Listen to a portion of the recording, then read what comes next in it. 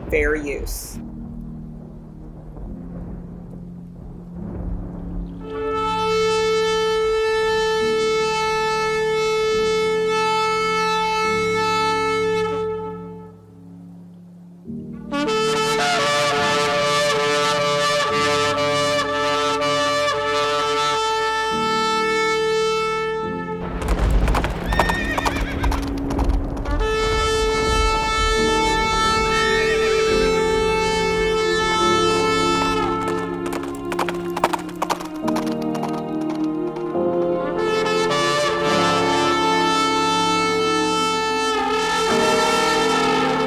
O Yahweh, open up you my lips, and let my mouth show forth your praise. Kuma, Yahweh, Wayaputsu o Yahweh, Wayanusa misanecha mikaniacha. Kuma, Yahweh, Wayaputsu o Yahweh, Wayanusa misanecha mikaniacha. Arise up you, O Yahweh. Let your enemies be scattered, and let those that hate thee flee from before thee. Let all of Yasharah, Yisrael, who love, worship, and praise Yahweh, give him thanks by saying Hallelujah. The Windward Maroons, to what extent did they aid the plantation system and harm slaves? Well, it's kind of a complicated story, but let's get into it. So, this is the general history. Queen Nanny, or Granny Nanny of the Maroons, was an 18th century leader of the Jamaican Maroons, and she led a community of formerly enslaved Africans called the Windward Maroons in the early 18th century under the leadership of Nanny. The Windward Maroons fought guerrilla war over many years against the British authorities in the, quote, colony of Jamaica, and in what was first known as the First Maroon War. Having failed to defeat them on the battlefield, the British sued for peace, signing a treaty with them on April 1739, but it's documented as 1740. The treaty stopped the hostilities and provided for a state-sanctioned freedom for the Maroons and granted 500 acres of land to Nanny and her followers, and actually 1,500 to Cujo. Scattered and enslaved, Jacob will rise again. Jacob cries out in pain. Scattered far and wide, scattered and enslaved, Jacob will rise again. The village built on the land grant still stands today, and it's called Moortown, and it's also known as New Nannytown. Modern members of Moortown celebrate the 20th of April 1740 as a holiday. In 1975, the government of Jamaica declared Nanny as their only female national hero, celebrating her success as a leader, as a military tactician and strategist. Her image is also on the Jamaican $500 note, which is called a nanny in Jamaican slang. The colonial government also outlawed obeah, whose priests had influenced the slave population. So they said obey Yah or Abba Yah. So you know they were worshiping Yah.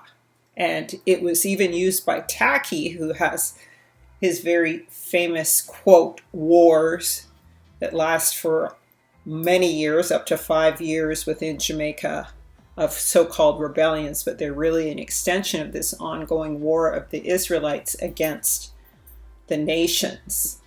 And they all used this name, Yah. Okay, so they called it Obey Yah. It wasn't voodoo. It was called Obey Yah or Abba Yah. So it was outlawed because it was so powerful, their faith. Now, before I go into the history of the Maroons, Cujo, Kwaku, and I'm not really going to talk about Nanny, I'm going to talk about the treaties. I decided we would take a look at the Maroon treaties and how they affected uprising and emancipation, and to see how deep the infighting and betrayal of their own people went, because this is an issue of contention. It, of course, does not compare to that of the Muslims and Arabs whose 2,000-year slave trade continues today, or that of Esau against Jacob. But to see the circumstances they and their brethren dysfunctioned in on the island of Jamaica is the purpose of this video, and also to cover the victories and the complexities of these changing times on the island. All right, now, but before we go into that, I want to talk about the term maroon, because everybody thinks it's just refers to skin color, and it's frequently gone over as such, but it's actually a biblical term that applies to the Hebrews. Once again, the Arabs were not the first Moors. Israel was. How do we know? Let's look at the biblical etymology of the word. And most of all, when we look at the word Morsha or Moshe, having the word Moshe in it, likely the real pronunciation of Moses, Moses' name, we see it throughout the culture of the Hebrews. So the word Moshiah, or Messiah as we know now, but it's really Moshiah, or Moshe. We find this word in Obadiah chapter 1, verse 21, where it talks about Israel going and confronting Edom on the Mount of Yahuwah, right? And winning it over for Israel, winning it back from Esau, Edom. And they're described as saviors. So this word Moshiah is the word for saviors. And here it is in the Hebrew, Moshiah. All right? So there's one use of the word. But it really begins here. It says in Genesis 12, 6 and 7, Abraham passed through the land into the place of Shechem, unto the place of Moriah. This is the land of Ephraim and Manasseh. And the Canaanites was then in the land. And Yahuwah appeared to Abraham and said, unto thy seed have I given this land. And there he built an altar unto Yahuwah, who appeared to him. So it was on the plain of Moriah. So we have the word more. More, I've shown it in my other videos, is also the Hebrew word for light. Ma'ur. That is reflecting light, not the source of light. Yahushua is the source of light. Israel is the light unto the nations. So that's ma'ur, more. Okay? And this is also the place where Israel agreed to be cursed or blessed, depending on whether or not they followed the law. Are they Mount Gerizim and Mount Ebal, so between those two places, not on the other side of the Jordan towards the sun, in the land of the Canaanites who dwell in the plain of Moriah, opposite Gilgal, beside the terebinth trees of Moriah. Okay, Moriah, light. Okay, and so here's the etymology of the word. Okay, from this etymological dictionary. So there's Mosias, Morishite, Mordecai, Moray, Morishgath, Moriah, and Morpheus. These are all words that we see in this biblical dictionary. Okay, so these are words we find in the Bible, these four in particular. Okay, so it's coming from Scripture. I always like to look to Scripture before I look at anything else. Okay. The land of Ephraim and Manasseh is where Moriah is, the mount of the teacher. The mount of the teacher. Okay, we learned that Micah was a Morishite.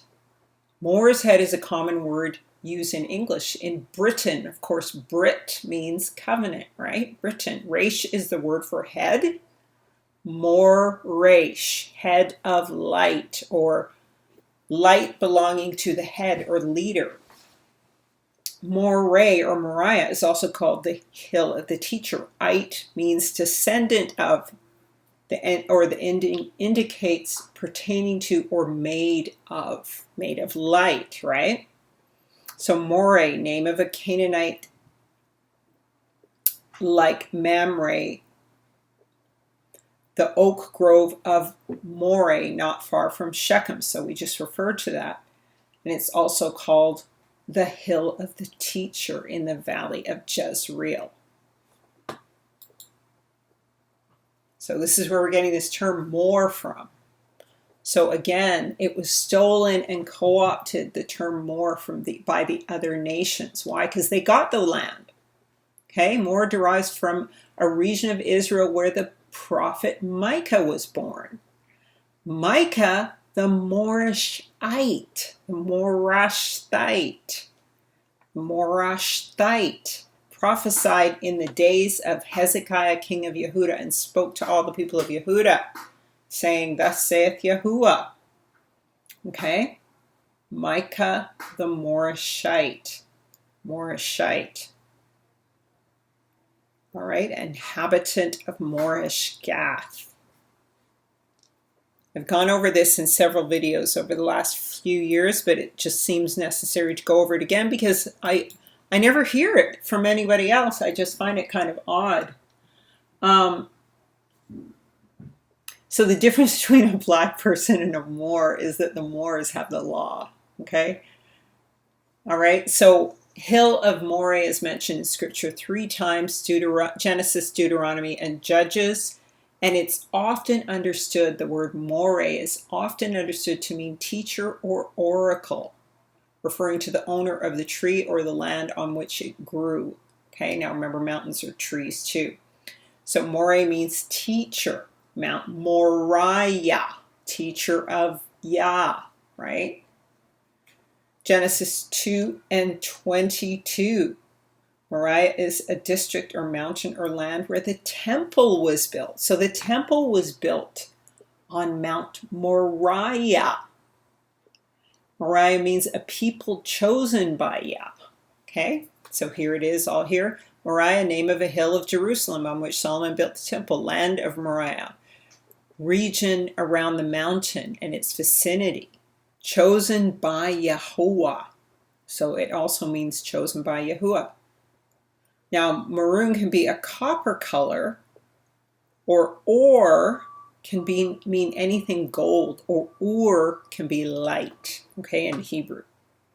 So when we're talking about the Moors, they're seen as priests who have oracles, just like Moses was Moshe, not Moses, not two serpenty S's, Moses, but Moshe. That's why we start saying, and we're getting closer to Moriah. So your homework is to go into the book of Obadiah. There's only one chapter, verse 21, and look at the Hebrew of the word Savior. All right, now there's only one Moshiach, and that is Yahusha, Hamashiach. But there are types of Moshiachs in the human form. Moses was one, Joseph was one.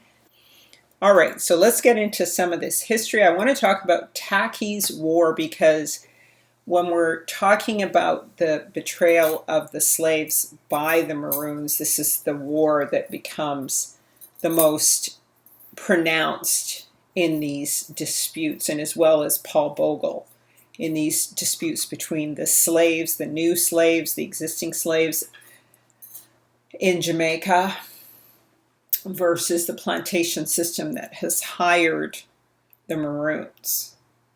And so Taki's revolt really changes things. And so Taki's revolt was, in modern day Jamaica, the largest slave uprising in 18th century British Atlantic. Okay, a strikingly modern guerrilla conflict. The revolt inspired both fear and sympathy towards Black lives. We have all been very inspired by Taki's rebellions. So I would call them battles, not rebellions, battles. A newer Cormorante. Now remember, they're going to use this word interchangeably.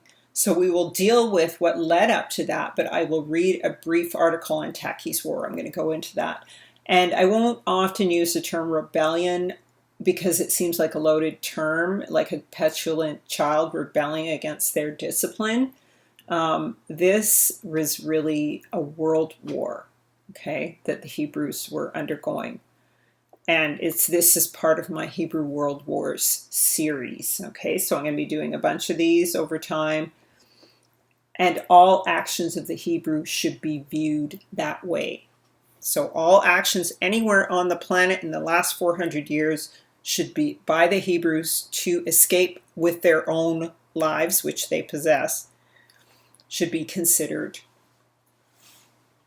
acts of war, okay? Because they were horribly mistreated. Now, they were under the discipline of Yahuwah, right? Let's go to the next slide. They were under the discipline of Yahuwah. However, the brutality was so great in so many cases, I'm not sure Yah says of the nations that they forwarded the affliction. So they did go too far. He says they went too far. So escaping for your life in that circumstance, I think, is acceptable. All right. So I'm going to talk about the motivations for the treaty, to treaty or surrender. The circumstances of the surrender of the Maroons was really precipitated by two things. Cudjoe and his bands wanted to settle down and were getting tired of running, and the Africans were not just hunters or wild men, as the West would like to have us believe, but Yasharel were a pastoral people, and so they were living well in the best places on the island of Jamaica. Secondly, a potential union with the Spanish in a war with the British was what precipitated the treaty with the Maroons. Given the Spanish slave trade was the beginning of the captivity of Israel, we can see perhaps the British seemed like a better choice for them than the Spanish. Okay, and you're going to notice when we're in this that they'll use Akan and Cormorante interchangeably. So the Cormorante are the Akan people. They're the same people, but they tended to call the new slaves Cormorante and the Moors Akan peoples. So we have to assume that they're both the same people when they're talking about them. You know, there's the famous photo of the Ashanti warrior in the Wake Up Israel videos that we all saw, the Ashanti warrior with the breastplate of the Levites hanging around his neck. And I believe that Edomites have co-opted the identity of the priests and perhaps are out there in Ashanti land doing too much, as they always seem to. We also know that these people in Jamaica came from the Congo as well as the Ashantis. And these are clearly the lands of Judah due to being enslaved and sold by the Arabs. So we know these people in Jamaica are Israel. Okay? I don't believe that they're, I'm sure there's Edomites there and everything, but the slaves are Israel. Now, as far as my Maroon and Bogle lineage, so my eldest sister and family members from Jamaica have told me about my Maroon lineage on my grandfather's side, okay? And so, but I still haven't been to those lands. But it's definitely within the lands that were designated the Maroon lands up in the mountains, okay? So this is on my grandfather's side. I have to see my family land in the Blue Mountains to get better acquainted with its connection to the Maroons, which is nearer to Ocherius and Black River Falls. And this would be on my grandfather's side, the Maroon side from the Blue Mountains. And it's my grandmother's side of the family that are related to Paul Bogle. Okay, so these are both sides of this final conflict with the Maroons, and Paul Bogle. My family comes from both sides of that conflict. Okay, and then I find it interesting just in searching that we're finding the word Lemba now is seeping into the Maroon history. I've never seen that before, but I think people are trying to dig it up. So we'll see what happens with that.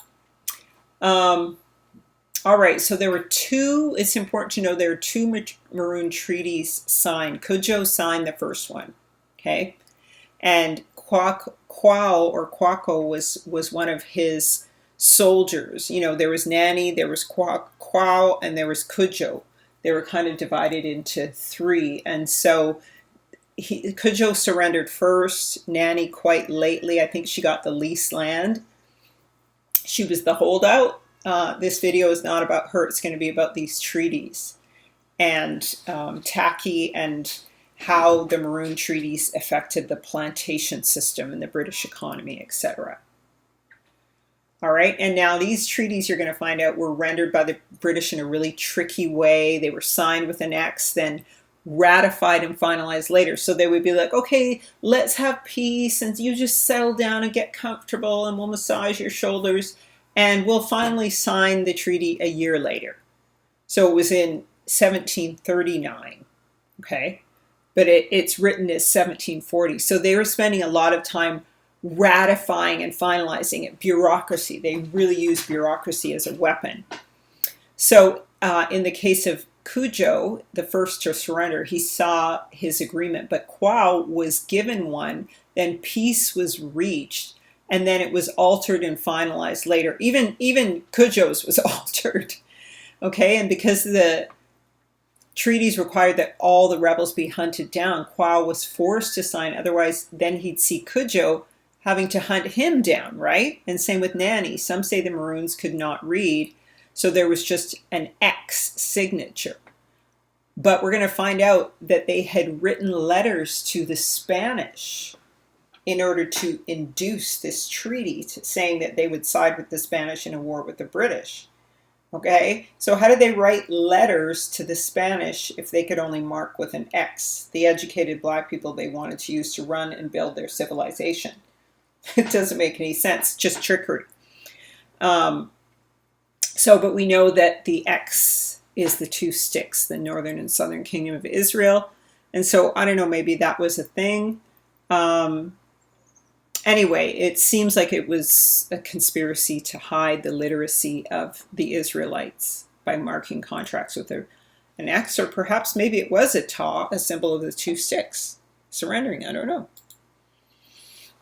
And then the last thing I want to just say is that, you know, in all the Tartarian studies, we're finding that a lot of the old buildings you see during the times of the Gentiles in the West, they say they constructed, like, for example, all of the World's Fair buildings and everything, but then come to find out, you know, they were built years and years beforehand. And so I'm kind of suspicious about, you know, places like Rose Hall and these other structures in Jamaica where the Maroons were living.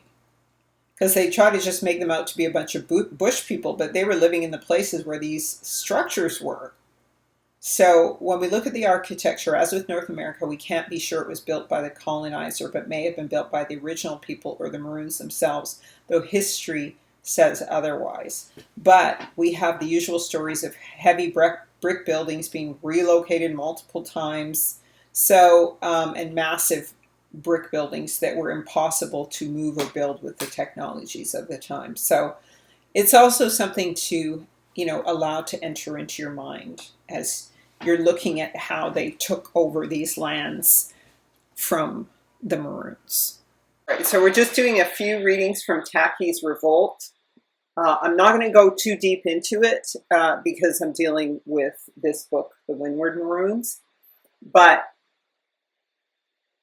the former slave and veteran of the 7 Years' War, Gustavus Vasa, now commonly known by his African name, Oluda Equiano, famously defined slavery itself as a perpetual state of war. Now, we've all heard the story of Oluda Equiano, right? Because he talked about the fact that he had come from an Israelite background. So he, once again, famously defined slavery itself as a perpetual state of war. This is not a war in the conventional sense, however, involving disciplined armies directed by the rulers of states. Rather, it was the simmering violence inherent in mastery by its nature, a forceful assault, and the slaves' countervailing resentment of slaveholders, fraud, rapine, and cruelty, Equiano echoed the English philosopher John Locke, who argued in the late, well, he wasn't echoing it. He was probably one of the progenitors of it as a member of Israel. Then John Locke would have followed him, who argued in the late 17th century that the perfect condition of slavery was nothing but a state of war continued between a lawful conqueror and a captive. To be sure, while Locke extolled freedom as humankind's natural condition and consent was the basis of all government, his theory clashed with his practice. He invested in slave training and slaveholding enterprises and looked upon war captives as legitimate sources of slaves who would remain outside of political society. Equiano, by contrast, pointed directly at the practical daily war that defined any society affected by slavery. To the slaveholders, Equiano asks, "Are you not hourly in dread of an insurrection?" It was not a rhetorical question. Do keep in mind, family, that Israel, Yasharel, was under discipline, had been cut off, and a certain were numbered to the slaughter. But then a remnant was to be revealed. But again, Yah said they had forwarded the affliction and gone too far. So keep that in balance regarding the Gentiles and Yasharel. Okay, so this is great for setting the stage for the discussion of these scrimmages and these wars that continued to go on. So I'm going to keep going into this history because, Yah willing, I'm going to be going to Jamaica soon. So it's good that I know what's going on when I get there. And I'm going to go look at my family's land, Yah willing, the Maroon land, and then the Bogle land. So that's where we're going to go with this. You're going to come with me to Jamaica, Yah willing, when I go. So let's get a little bit more into this. I'd like to, so it's Taki's Revolt, the story of an Atlantic slave war. All right, and so this is from Literary Hub, and this is an article by Vincent Brown, the author of Taki's Revolt. Okay, and I haven't thoroughly vetted him, but some useful information. This is called the Jamaican Slave Insurgency That Transformed the World. And so you remember when I read it in my Hebrew World Wars video, everyone was very excited about it. And so let's go into it. Only the plotters truly knew if their plans had called for a general uprising from the beginning. The colonists were guessing based on evidence garnered from torture, and historians have little more to go on than their speculations. Were the events of St. Mary's, Kingston, St. Thomas in the east, and Westmoreland part of a general insurrection? Something important is at stake in the answer to this question. Historians sometimes use slave conspiracy trials as evidence of panic projections by slaveholders upon hapless victims. Another perspective casts the slaves' actions as most reactive responses to immediate circumstances and opportunities rather than as the outcome of careful organizing. So they always try to minimize this, right? And remember, I talked about in the video on the Hebrew World Wars how this then kicked off, and we're going to see the total taking over of Haiti and also the insurgencies in the United Southern States, what the Maroons had done, and as well this revolt. By contrast, the first named historian to interpret Taki's revolt, Edward Long, agreed with his fellow colonists that the rebellion had been carefully planned. So this is even the Gentiles saying that.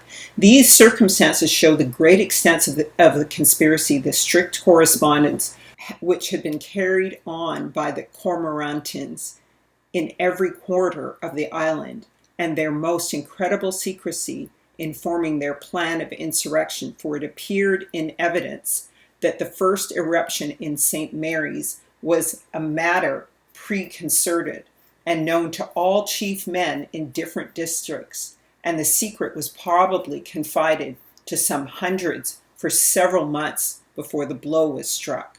That's trust. So Hebrews, hold on to that, because that was That's real. For long, Taki was the chief man at the head of the conspiracy, but Long's account is an unreliable guide. Most importantly, he offers an erroneous chronology of events, wanting to show an island-wide conspiracy. He depicted the events in St. Mary's Parish as simultaneous with later events in Westmoreland, extending the timeline for the St. Mary's uprising and making it appear to last well beyond the Westmoreland insurrection. At least one detail of the account makes this misinterpretation seem willful. Long states that it was Admiral Charles Holmes who dispatched the naval vessels to the north side of the island, despite the fact that Holmes did not arrive in Jamaica until May 13th, weeks after Taki was killed and the rebels had disappeared. Long surely knew this, but distorting the sequence of events in this way had the effect of making the whole affair seem that it was indeed Taki's revolt. This theory gave the insurrection an identifiable scapegoat, whom Long could blame and belittle all at once. What explains Long's desire to subsume the entire rebellion within a chronology that elevates the supremacy of the events of St. Mary's? Other sources, too, conspire to highlight the importance of the earliest clashes. April 14th, the letter from a gentleman from St. Mary's was the first and only coherently plotted account. Over the next several weeks, lasting into July, they discovered several more conspiracies. In the commercial capital, colonial officials deepened their investigation into the circumstances surrounding the war token mahogany sword. They learned that Kingston's Cormorantes had rallied around a woman named Cuba, whom they elevated to the rank of royalty and dubbed Queen of Kingston. Like other Africans, she claimed territory for herself and her followers in the knowledge that the boundaries of her dominion were drawn more by people's loyalties than by land surveyors. At meetings, she sat in state under a canopy with a sort of robe on her shoulders and a crown upon her head, adopting the paraphernalia of power she might have known in the Gold Coast.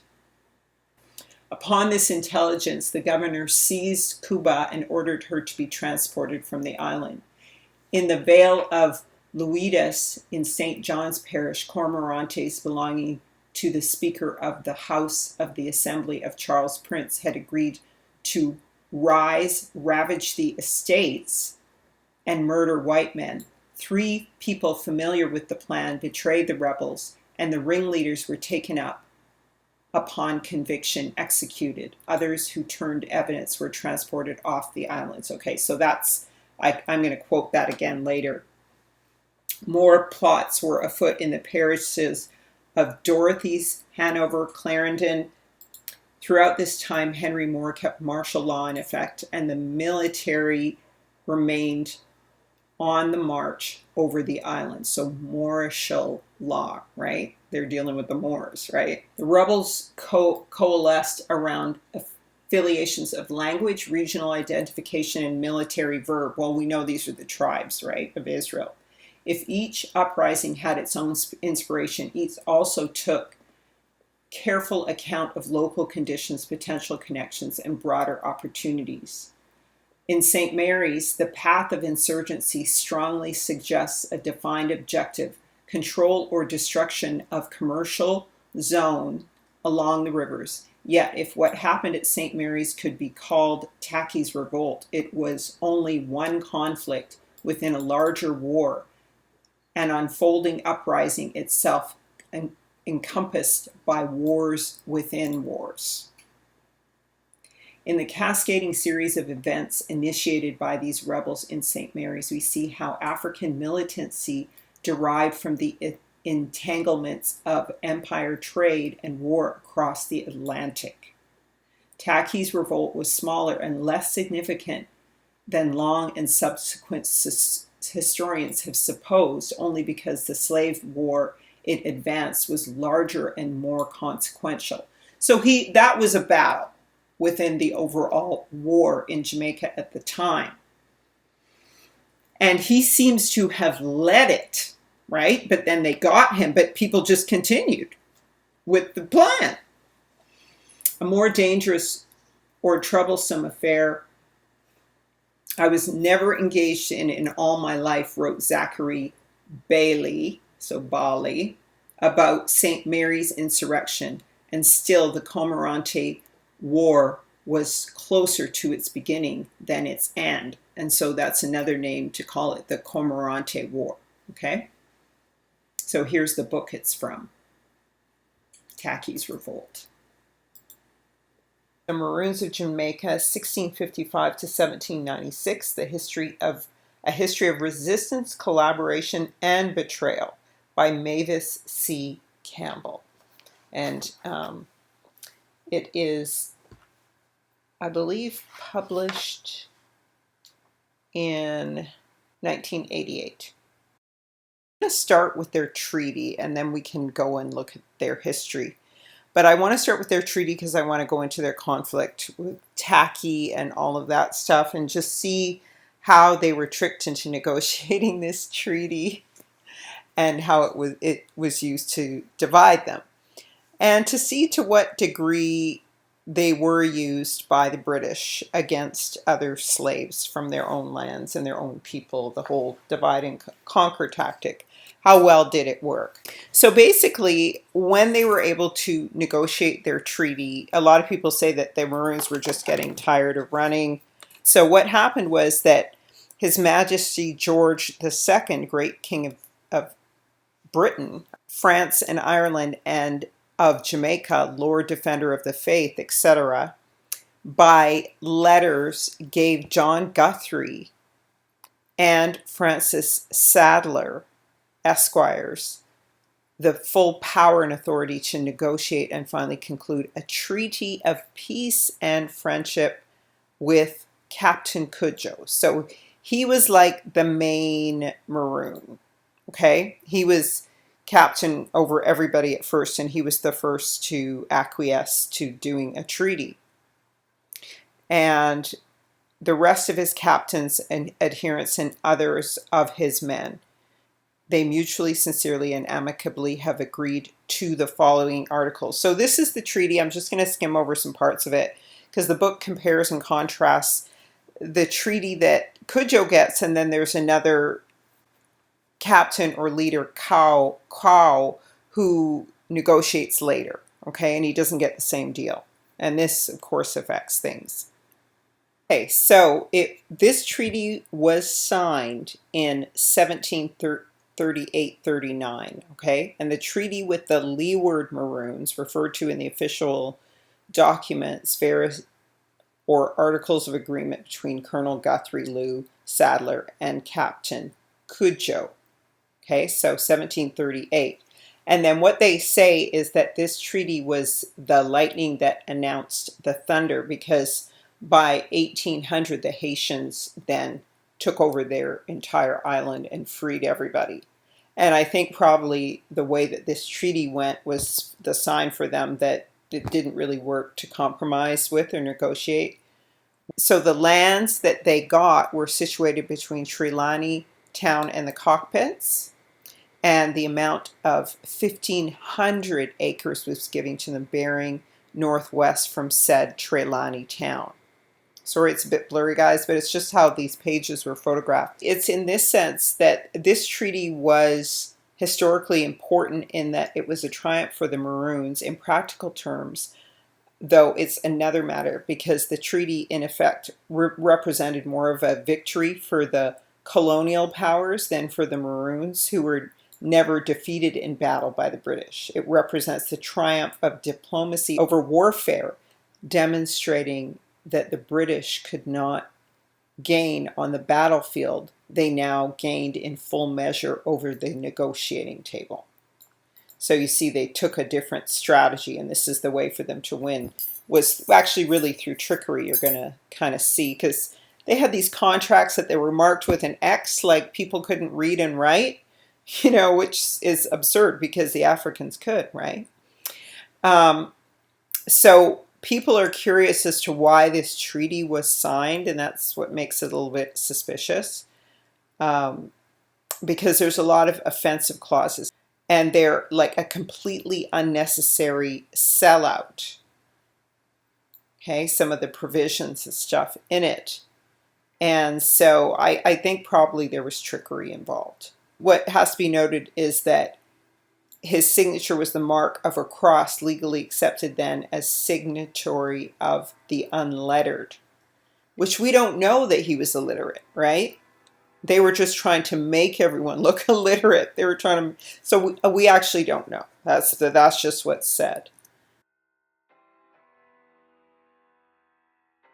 Although the British got these treaties set up at quite a low cost to themselves with the Maroons, it was quite a good deal of money, expense, and stress that they were saving by doing these treaties. It was a greater benefit to them, actually.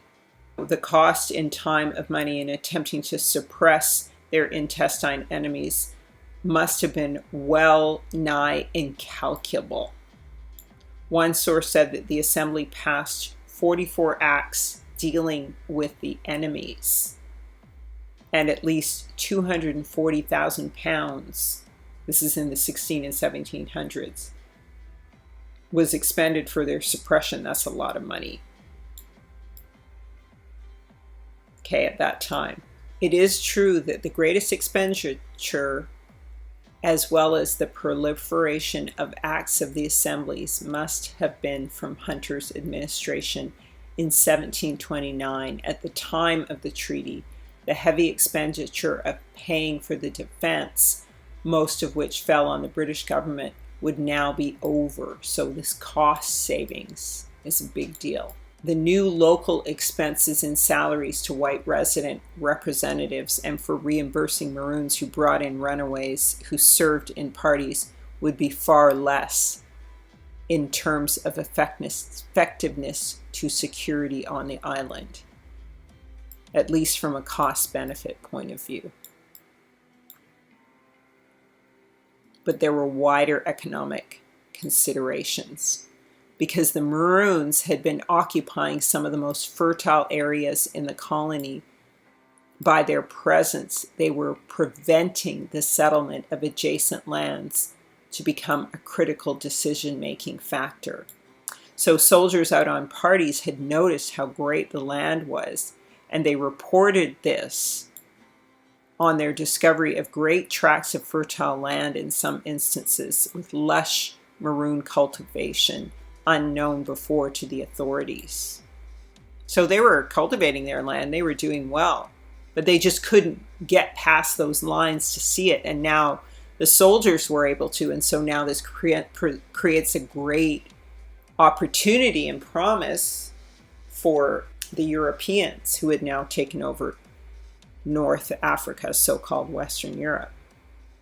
Keep in mind also the Spanish had been there as well, transporting slaves on the Middle Passage to the New World from the West Indies. And then also they noted that the number of estates that were abandoned during Hunter's administration, and Trelawney too reported that almost all the small settlements were thrown up and for the most part overrun with trees and bushes. Perhaps more than 2/3 of Jamaica had uncultivated lands. So obviously it became compelling to the Board of Trade. All right. So they were told repeatedly that Jamaica is very fertile, produces sugar, molasses, rum, indigo, cotton, ginger, pimento, fustic, ebony, lignum, vitae, mahogany, and several other sorts of valuable timber. So this is what it's producing. And of late, coffee. And if the island is cultivated, sufficient to make sugar to serve all Europe.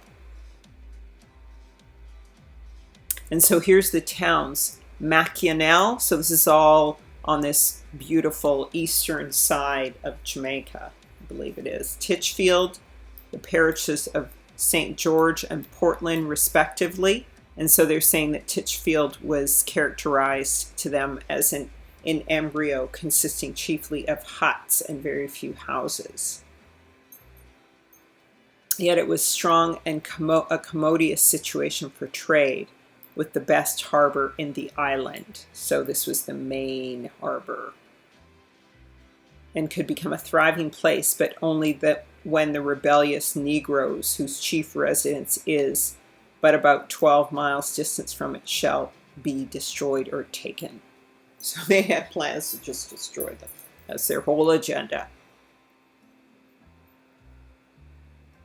And anything that adversely affected British trading would have been taken seriously by the Board of Trade with its unimaginative, if honest, title. The decrease in the trade meant a decrease in British shipping and the number of seafaring men. And these seafaring men from Britain were important to the island as they helped to augment the declining white population, which was considered essential for security reasons. So efforts were made in the early 1730s to develop Bath in St. Thomas, only succeeded after the treaty, and this resort, with its now famous thermal springs, has become a modern tourist attraction. And so the nobles in Britain said that Jamaica could produce double the quantity of sugar and other commodities if fully settled. And the reason for sparse population was great tracts of uncultivated lands.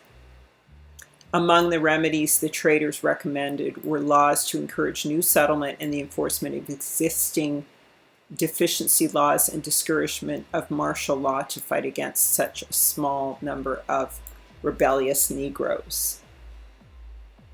So there was a real fear. The conjunction of all of these factors created a real fear that was perceived by the authorities of a Spanish invasion of the island with Maroons in cooperation with them. So this is really what the British feared, was the Maroons lining up with the Spanish. And so this is what precipitated the treaty. The vast number of arms and quantity of ammunition is past doubt that the rebels have a secret correspondence within the island or from abroad, perhaps both. So the Maroons had weapons. You know, they like to tell stories that they were a bunch of people with spears, chucking spears, all kinds of stuff. But, they had incredible civilizations. The Spanish had already been in Africa. Of course, the true Spanish were the Africans. Spain is part of Africa, all of Western Europe. So they still had these relationships. And because Spain was dying, they had to keep what relationships they could. So in June 1730, Hunter received depositions from one John Tilo and Captain William Carrell attesting to Spanish Maroon collusion. And also and that there were over 30,000 rebellious Negroes in Jamaica. Okay, and it was said that the rebels sent a letter to the governor of Caracas, desiring the governor to let the King of Spain know that should he, the king, guarantee to him their liberty, they would put Jamaica into his possession. The letter came consulted with his council, to which there came an East Indian Negro man who was finally sent to find out more about the letter, but it came to nothing. And then Carrell, aged about 50,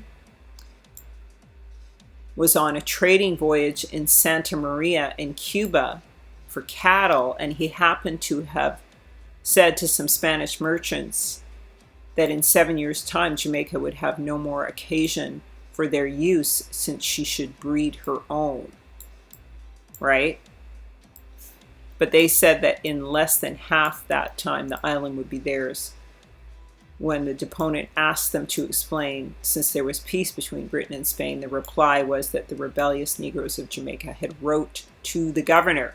So they wrote to the governor, but they couldn't sign an agreement. Right? They wrote to the governor, but they had to sign an X on the agreement. I don't know. Or Caracas, that they would assist the King of Spain to take Jamaica. So later on, when we get to the specifics of the agreement, you're going to see that they seem to claim that the Maroons were illiterate, and so they had to sign an X like all illiterate people.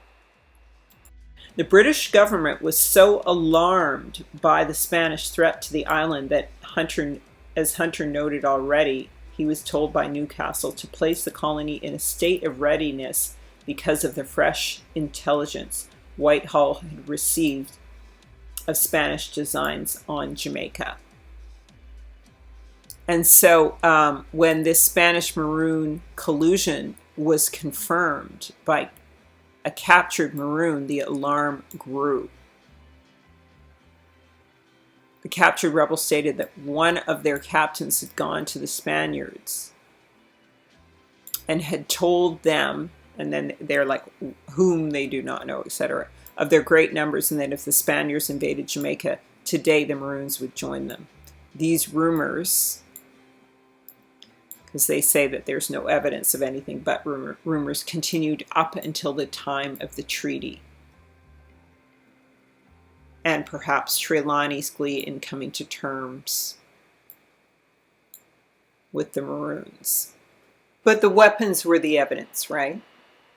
So even in history books, they're still trying to deny their education and their intelligence and their strategy. This was probably pure strategy.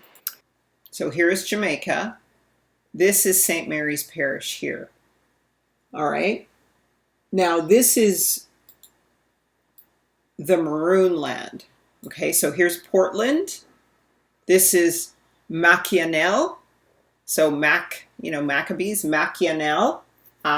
Here's Morant Bay, where the Morant Bay Rebellion was. Are the lands. Here's Moortown.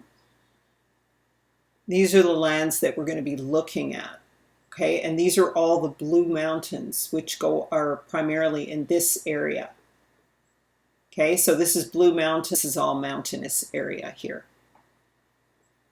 Okay, so this is the side of the island, the southeastern side of the island that they had.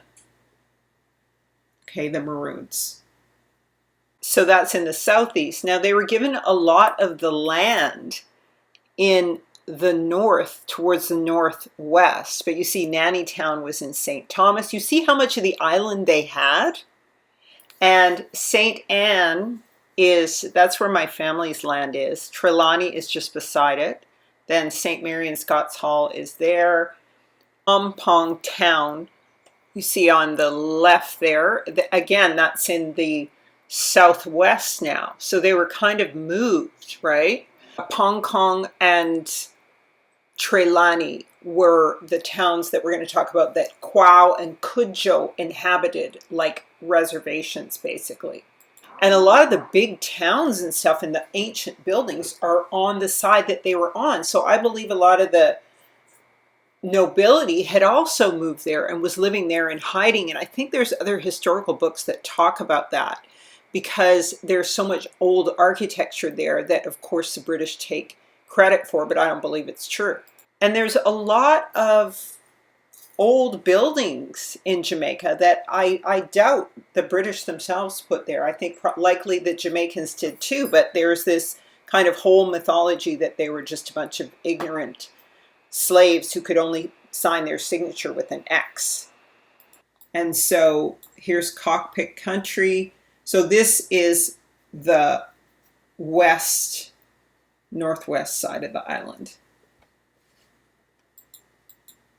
So you can see its relationship to Cuba, to Central America and Nicaragua and everything, Aruba, and of course Africa. All right, so it's right along this parallel. So once again, if this was to move in more here, it would be here.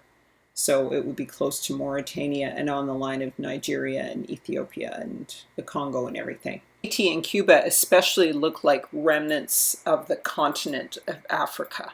You see the shelf to the right there?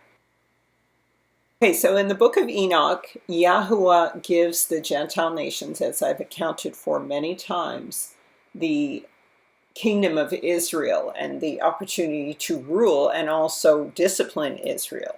Right? They're the sword in his hand, the army from the north. And so what Yah says to the 70 shepherds, which are the 70 nations who built Babel, right? And the 7 nations who are of the fallen angels, the Canaanites. Every one of you henceforward overlook the sheep, and whatever I command you to do, I will deliver them to you to be numbered, and I will tell you which of them shall be slain, these destroy. And he delivered the sheep to them. And then he called to another and said, understand and watch everything which the shepherds shall do to these sheep, for many more of them shall perish than I have commanded. So again, many more of them shall perish than Yah commands. So this is what the nations are going to be judged for. And again, it's reiterated actually 2 more times, but it says, of every excess and slaughter which the shepherds shall commit, there shall be an account as how many have perished by my command and how many they have destroyed of their own heads. So it goes into all of the destruction, right? And that I may see what they will do, whether they will act as I have commanded them or not, however they shall be ignorant. Neither shall you make any explanation to them, neither shall you reprove them, but there shall be an account of all the destruction done to them in their respective seasons. Then they began to kill and destroy more than it was commanded them. And so this is why when you listen to Locke and so on, who says slavery is justifiable, only servanthood, not abuse, chattel slavery, and child stealing and all of that. Zechariah 1:15 proves this, saying, when Yah says, I am very sore displeased with the heathen that are at ease, for I was but a little displeased with Israel, and they helped forward the affliction, Jeremiah 15:7. All who found them have devoured them, and their adversaries said, we have not offended because they have sinned against Yahuwah, the habitation of justice. Enoch 85:90 says, the 70 shepherds are punished for killing more sheep than they were ordered to. Okay? So this is the fine line, which is really not so fine. You just have to be humane with other people, and that's the issue. These people are not. All right, so here's some of what they call the offending clauses. Okay, the offending clauses. So it says that the offending clauses are from the standpoint of those who see the Maroons struggle as just one against inequity are especially numbers 6 and 9. All right, so the offending clauses are that they have to take, kill, suppress, or destroy either by themselves or jointly all rebels wheresoever they may be throughout the island, and worse, they were to return runaway slaves to the nearest magistrate, for which task they would be reimbursed. And then what Guthrie guarantees is that they would not attack Cudjoe's community. The Maroon leader, now aging and tired, was adamant on this point, necessitating Guthrie to tie himself by a solemn oath. So this is very Hebraic, because these other nations will lie a lot, but once they're tied by an oath, they're in the future, or their future generations are cursed if they break the oath, right? But they don't understand that. Just kind of like today, how people don't understand that.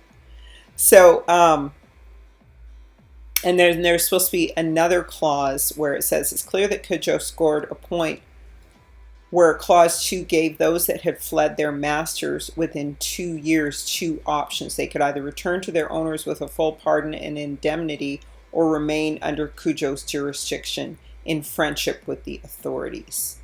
And so then this favored both Cudjoe and the authorities, I guess. And then as a comparison, the Yanga of Mexico agreed to return only those who escaped slavery less than 6 months before his treaty. So you see the terms of the treaty kind of get worse, and we're going to see that once we look at Quau's treaty. Now, there was also this clause where they wanted the Maroons to assist any foreign enemy, but that was not what the Maroons agreed to. And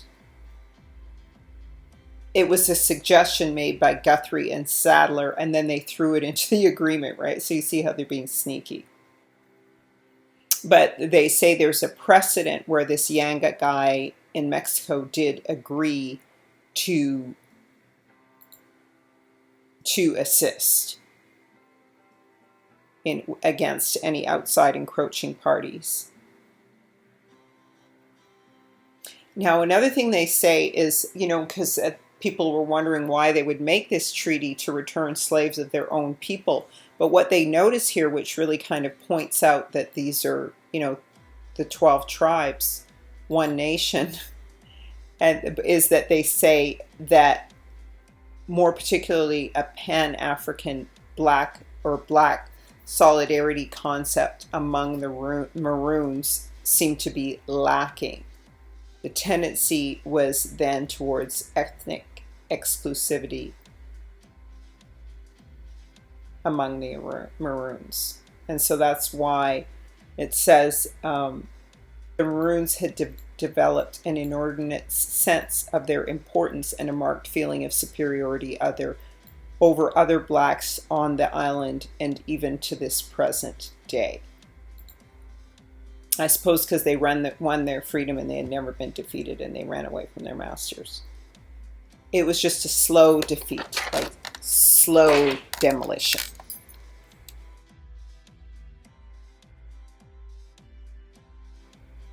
So the Leeward Maroons got 1,500 acres of land and encouraged their perpetuation as a separate group within their own identity. So this is how they begin to divide and conquer, right? Because they at first acquiesced, right? And so the other Maroons were then forced to, and then now this put the Europeans in a place where they could compromise. Admittedly, granting the 1,500 acres of land to the Leeward Maroons encouraged their perpetuation as a separate group within their own identity, their own quasi-government, free to act on their own cultural imperatives. Maroons today, it soon becomes clear that possessions of these lands is sacrosanct to them as the treaty. And that's among our Maroons today. It's kind of a, Indians on the reservation approach to the situation where people were corralled. So concentration camp type stuff is what practices is what they were trying to do. Cull the herd, right? Cullens, right? Culling. So the Maroons were now denied their hitherto very expansive hunting grounds and their choice of extensive fertile lands to cultivate, and curtailed their predilection to splinter off and form new communities separate, but with ethnic ties reflecting a common practice, as mentioned above. So now they were losing that freedom, and the long-term sociological effect, too, of a group of people corralled into a reservation situation isolated from the mainstream society may be of doubtful benefit. So I think they knew exactly what they were doing, right, by making this choice for the Maroons. Now, Clause 5 attempts to keep the Maroons within bounds, and this represents the plantocracy's nervousness of the Maroon presence at the time. So they wanted to, keep them away from themselves. It became clear in the years following the treaty that many Maroons simply refused to confine themselves to their stipulated boundaries. So they didn't completely acquiesce to this. because they were seeing that it was a problem, right? So they didn't necessarily acquiesce to these boundaries that were given in the treaty, because they say freedom and then they say but, right? So the reason why Cujo is said to have surrendered was because he was under tremendous pressure arising from sustained attacks from other parties, resulting in the destruction of their provision grounds, and then limitations on their movements, leading to famine, and perhaps worst of all, some of the people were defecting at this time, and they were becoming informants to the government parties. And so his options were narrowing to starvation or surrender. And so this is why he took the peace offer. So the Leeward Maroons, all right, in 1732 made their march to Cujo's town once cornered, and it's known that these groups suffered tremendous hardships, especially after the capture of Nanny Town on 2 occasions.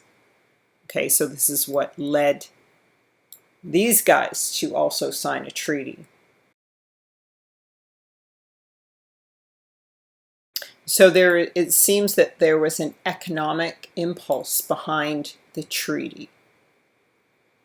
And this is where Clause 4 stipulates that they were to plant with conspicuous absence of sugarcane, right? So they couldn't get into the sugarcane market, depicting the plantocracy's abhorrence of small farmers interfering with this commodity, the export crop par excellence, and the planter's monopoly. So, and of course, in the Windward contract, sugarcane was accepted. See how this would set up a divide and conquer dynamic, right? Because one can sell sugarcane and get into business with the white man, whereas the other bigger tribe cannot.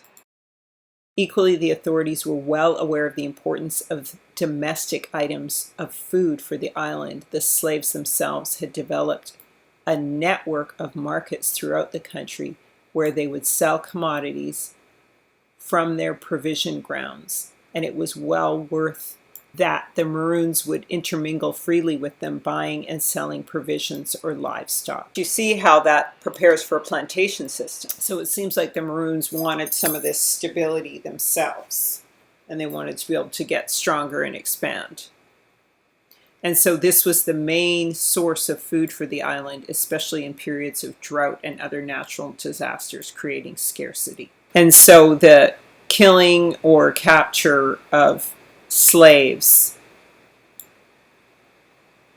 would enable the planters to pursue the plantation economy with more confidence. And in asking them to cut and clear and keep open large convenient roads from Trelawney Town. So they're basically, saying, you build our roads into your towns so that you can't hide in the bush from us if we go to war against you, and now we have access to you. So it just seems like it wasn't a very good deal. They must have been pretty tired. So now we go to, in the case of Captain Quao, so this is when his treaty was negotiated later. They had to take escaped slaves back to their masters rather than just to the magistrate, and then would be paid by the masters for doing so. So that would mean they'd have to go a further distance, and it would be more rigmarole, right?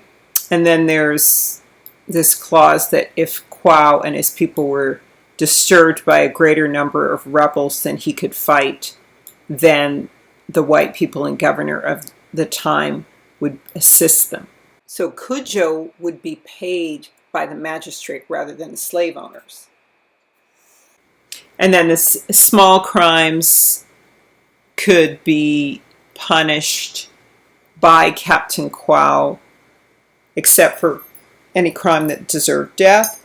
And then Cujo was allowed to adjudicate over his people generally for every crime except for one deserving death. So here's the differences. Captain Quao and his people had to get a ticket to sell livestock from the white inhabitants within his town. Now, also with Quao, his slaves that remained with him had to have been with him for 3 years or more rather than 2, like Cudjoe. And then Quao's treaty stated that the Maroons had surrendered to the government. Well, of course, because now they had Cudjoe against them, whereas Cudjoe had concluded a treaty of peace and friendship amicably agreed upon. Now, unfortunately, with Captain Quao, if he was to meet white people, instead of like with Cudjoe, and they were hunting, they should divide the meat between the two. Quao's hunters were supposed to just let the white hunters have the hogs or hog. If Quao caught any wild game, then he would have to give it to the white plantation people, whereas Cudjoe would share it with them. So you see, one's doing service, whereas the other one is building a relationship of peace with the white planters. And so in the treaties, they had affirmed and agreed that they would stop hostilities before the treaty was ratified. And Cudjoe was promised 1,500 acres, whereas Quao was told that he and his people would be given a certain quantity of land. So they weren't specific, so they try to rip them off, right? So the vague land grant was to cause many a conflict between Maroons and planters, and between themselves and the government. So they weren't good deals. And both treaties required the presence of white men in their midst. Now, upon ratification of Cudjoe's agreement, it was enacted that Cudjoe's group, which had lately surrendered and submitted themselves to government, should also have 4 whites among them. At first it was 2, to receive and communicate such orders as shall be sent by His Excellency the governor to them. And then each white resident was to be paid £200 a year for living in the midst of them. So now back to Cudjoe's agreement. So now rather than an amicable treaty, he's now defined as having surrendered. And then it's said that Cudjoe was never apprised of the inaccurate and highly charged terms that crept into the treaty. So you see, they're doing all kinds of trickery. And then all the laws were made equally applicable to all Maroon communities. And then both treaties bound the Maroons to destroy all rebel communities. So it's not even just the slaves, it's to kill, suppress, or destroy by themselves or jointly with government rebel communities. And they were required to be ready on all commands. But it does say that it was never put to the test as whether they could legally refuse such commands. So, you have a contract, but then you have what people actually do. Now, the foreign invasion thing assistance thing was kind of sketchy too.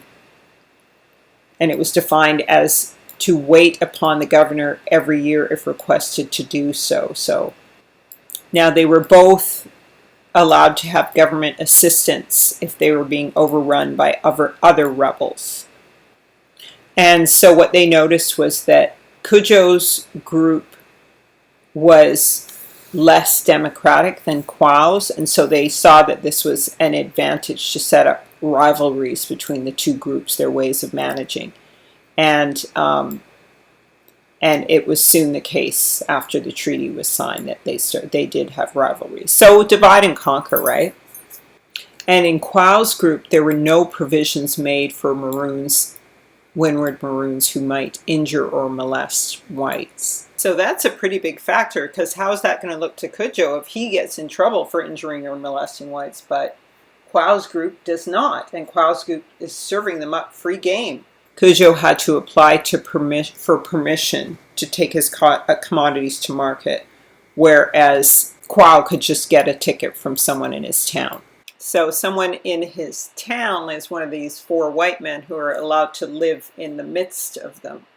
Advantage or disadvantage, I don't know, because you can't have access to outside economics unless you are pleasing the people living in your town. Are you really running your town? Whereas with Cudjoe, his enemy, this is a war, is at arm's length. If Quao was to pass on, then the governor of the time would appoint for Quao whom he thinks proper, while for Cudjoe it was whom he thinks would be fit for command if he passed on. So that's not good. Because, what's to stop them from killing Quao and then appointing whoever they want? To divide the community that way. But Joe had written into his agreement about 6 successors after him. So there was no way that anyone was going to be able to, they were all stacked up. So no one would be able to come in and take over. So then there's a clause in Cudjoe's agreement that stated that if hereafter any of their Negroes shall endeavor to entice or should entice any Negroes from any plantation, the free Negro shall be punished capitally. So if they entice slaves to come and join them, then they will be killed. Regarding any kind of military action, it says the Negroes shall be formed into companies to be commanded in chief by a white man when ordered out upon service, and then they would receive pay. So this is why the Board of Trade took these measures. The treaty's economic effect on the island was made immediate and positive. There was first a psychological release from the fear of uncertainty. Then they talk about other things. So the importance lay in the fact that the Maroon settlement unleashed energies of all kinds and opened up possibilities to white settlers which would not have been contemplated before the treaty. And so the governor put in writing to Newcastle to represent to the king the importance of his consent to the islands having from Parliament a sum of money for a settlement scheme. So then they began a settlement scheme. The first response to this came from the Leeward and Virgin Islands. By November 1741, Trelawney was reporting that since the submission of the rebels, about 16 families with servants have come from the Leeward Islands to Maconeal, and he expected that this trend would develop as others from the Virgins were expressing their desire to come. The inducements in this case consisted of 50 acres of land to the husband, 50 to the wife, to each child 20, to each white servant 15, and to each slave 10 acres. The whole not to exceed 300 acres to any one family. Wow, 300 acres is a lot of land. The transportation cost for each family was also to be paid, and they should be supplied with provisions for 1 year. But by August 1752, Trelawney reported that 97 families came to Jamaica under this scheme. However, the response was not as impressive as had been expected. The Trelawney soon discovered that the scheme was only effectual with men who had slaves or money, but they will not do for very poor people. But they still felt that the treaties were effective because the eastern and northeastern parishes were almost without settlements. So over to the roads, it says the roads that were cut from time to time, possibly with Maroon aid, facilitated the new settlers, you see. Long remarked that the treaty gave security to young settlers in the remote parts, even against any machinations of their own slaves. Aha! Thus reversing, this is what they did in America too, the effects of having Maroon settlements contiguous to plantations before the treaties. Long pointed out how Moretown, to be dealt with later, was so situated that it gave speedy protection to the estates on each side the Rio Grande. Mackinac in the parish of Portland, so that's right on the coast, with its former uncultivated lands, some 15,000 acres, vested in the crown because of the hitherto Maroon presence, is now well settled and promised to become very populous. The parish of Portland, first to be settled by the Maroons, which had no plantation in 1739, despite the fact that it is one of the most fertile areas of Jamaica to this day, could boast of settlements between 80 and 90, soon after the treaty under the land settlement scheme. So that they had all that plum land, and now these coastal lands and these prime lands are going to these settlers, and they've got 80 to 90 plantations they've set up. But they still said that this was few in proportion to the extent of the land. The Maroons were so dominant in this parish that despite Hunter's efforts at settlement in 1739, it possessed only 4 sugar plantations, producing together 38 hogsheads of sugar. And 20 years after the treaty, if Long is correct, it had established 60 plantations. So it went from 4 to 60. But greater development was much hampered because of the lack of roads. So, well, yeah, they would have to be smart to keep those roads out of there, because otherwise, clearly, the people would be taking it over. Again, a parish like this with some 65,000 acres of wilderness was certainly not anywhere developed to capacity. But the new settlement should be seen in terms of what it had been there or not there since 1655.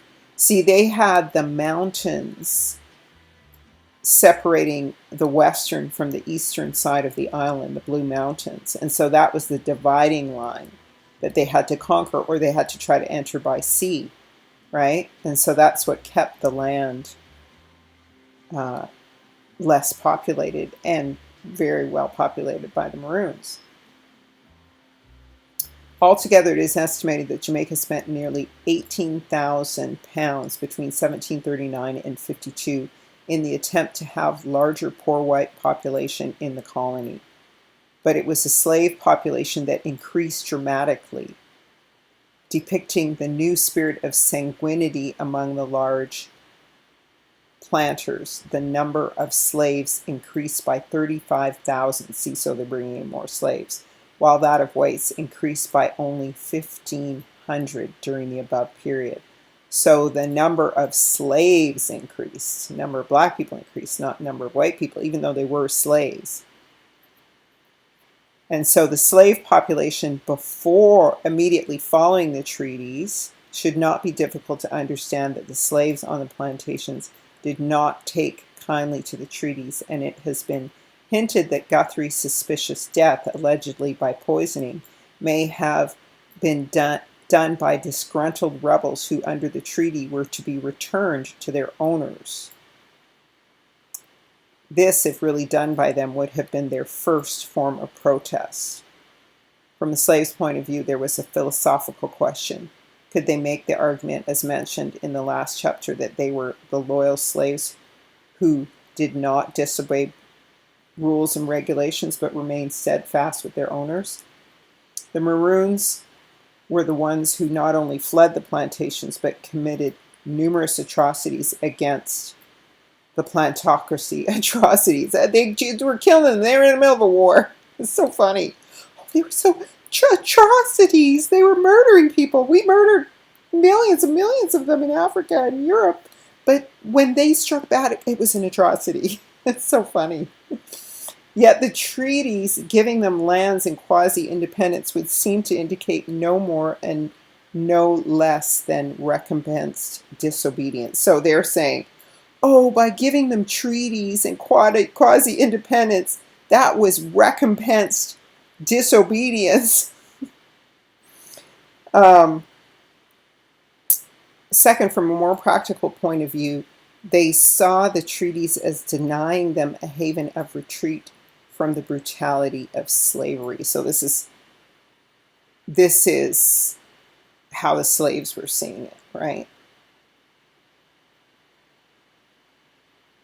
So the Maroons are now free and semi-autonomous, but erstwhile havens have now become the most effective watchdogs against the slaves' propensity to run away. So, of course, obviously they're not going to like this, right?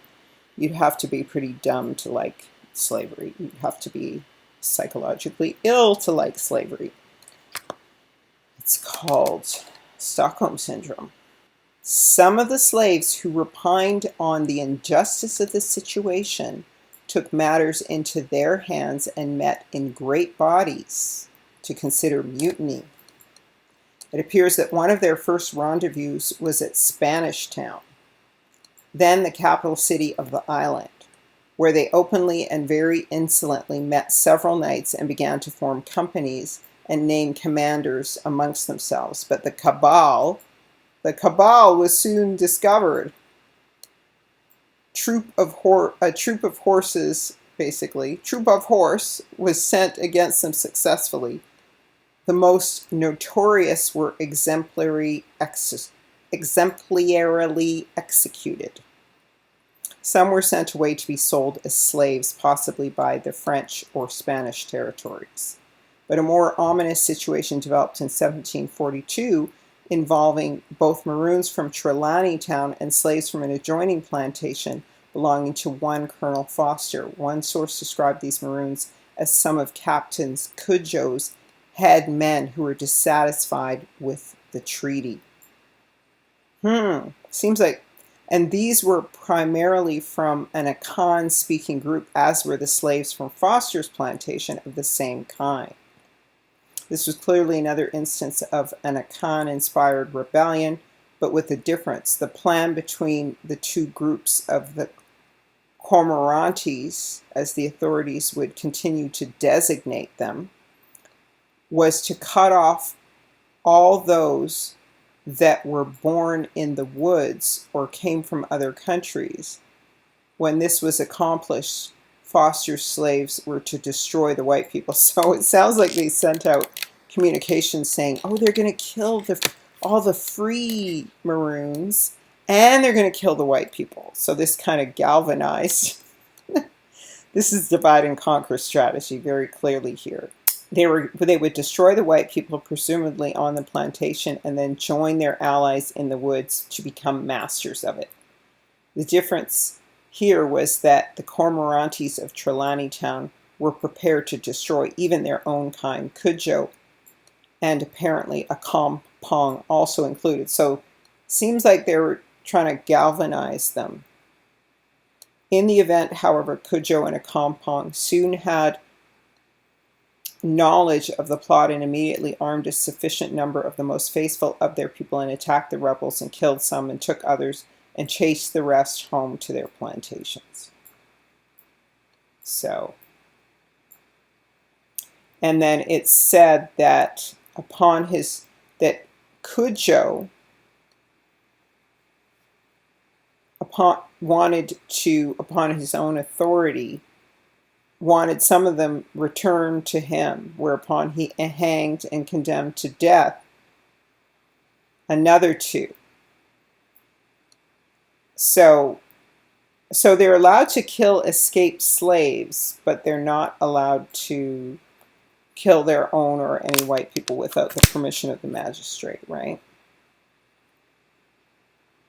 So anyway, some were tried, some were executed, some were transported, according to the history in that particular incident.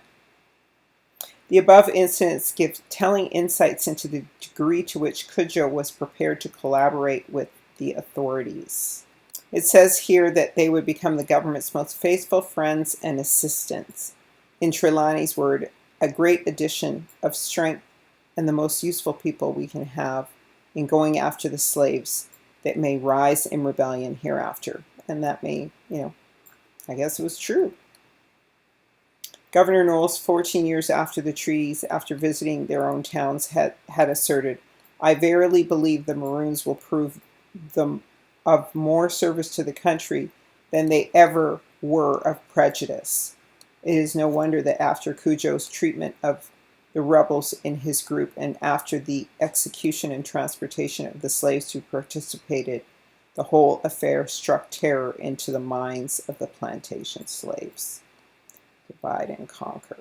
And I still don't know if these are, Hebrews or Esau or Jacob or what, but I think Esau is still very active in those regions. So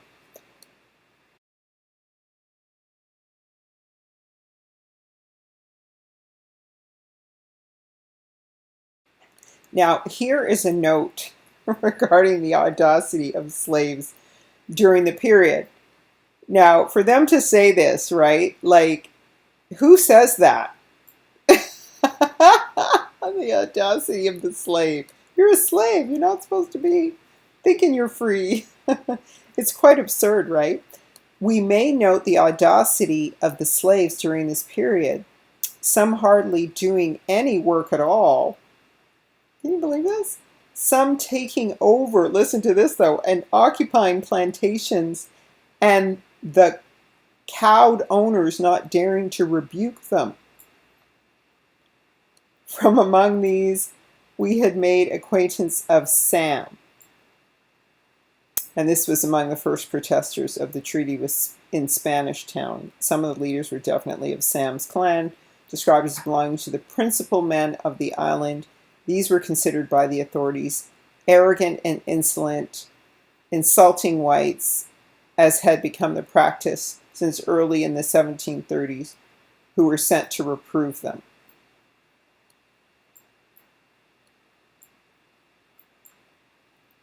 But the halcyon days of Sam and his fellows were now over.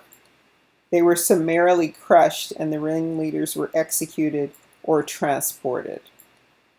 A report mentioned after these incidents that slaves became more tractable than they had been for many years, since they met with no encouragement to desert.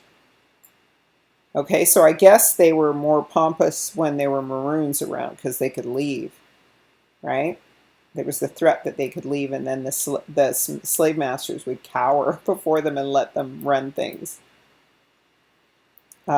Being immediately taken up and sent to their respective masters agreeable to the treaty. So now there was a threat, right? And there wasn't an option of escape.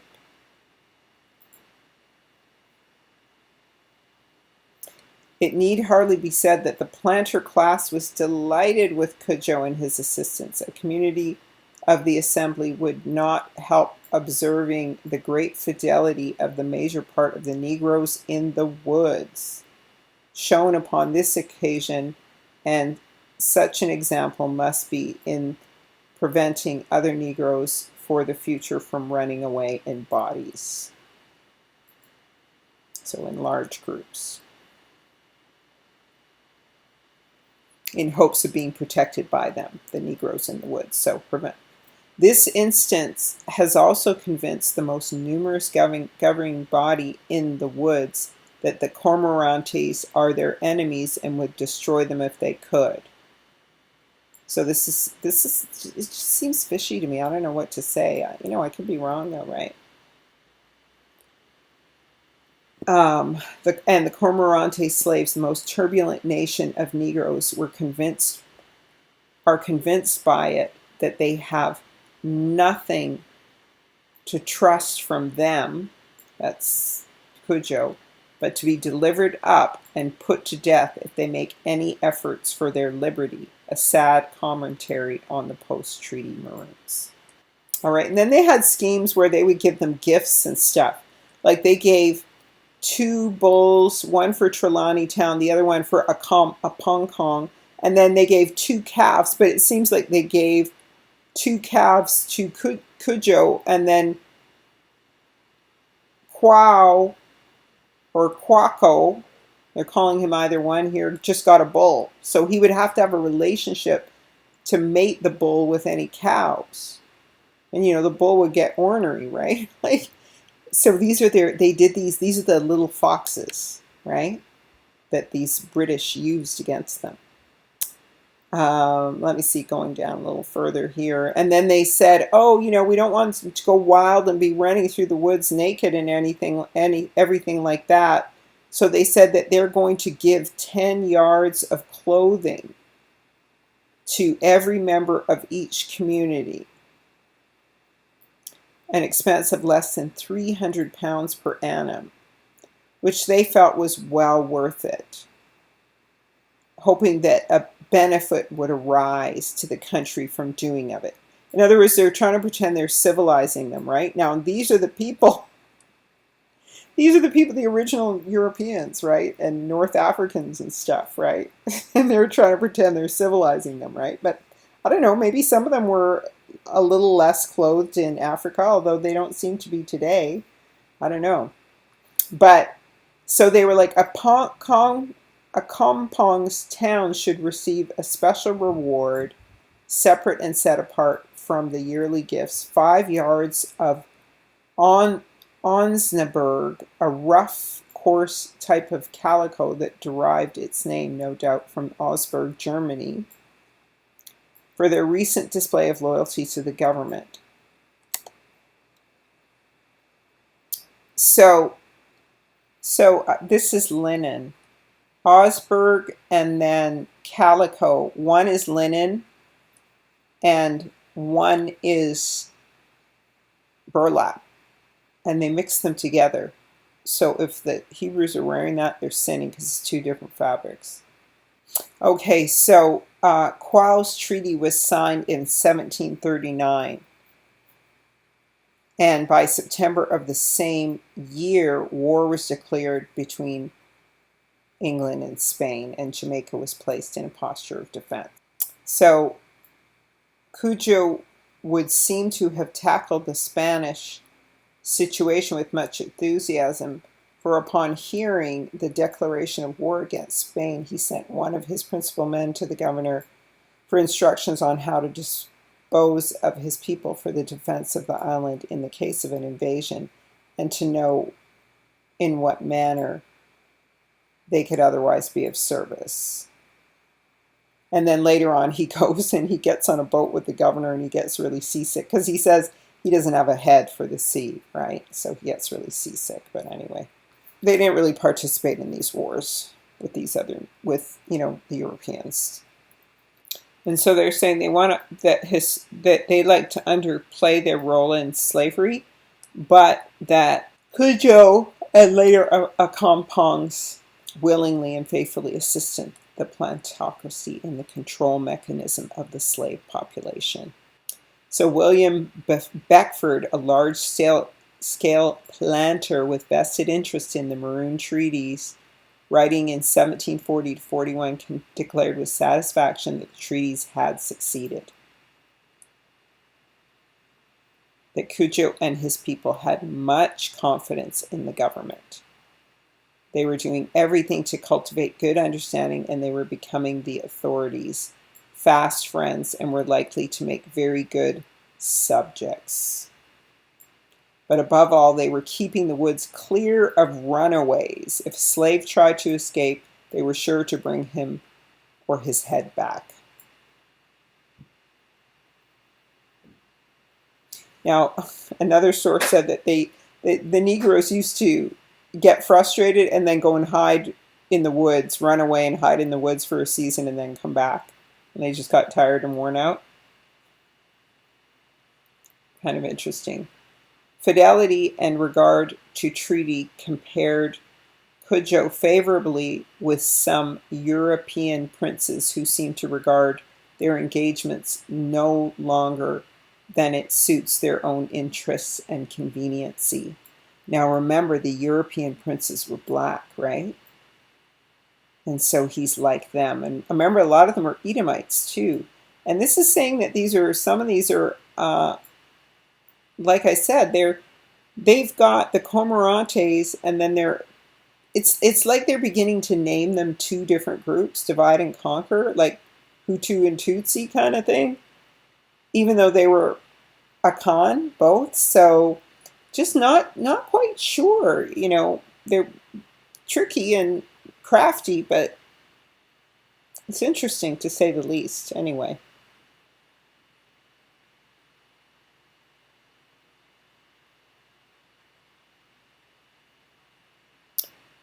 Here's interesting. One of the many excused here for straddling time and mentioning the Earl of Balcarres some 50 odd years later, who after ratifying the treaty with Trelawney Town Maroons said, "I hold the treaty ratified by me absolutely as nothing."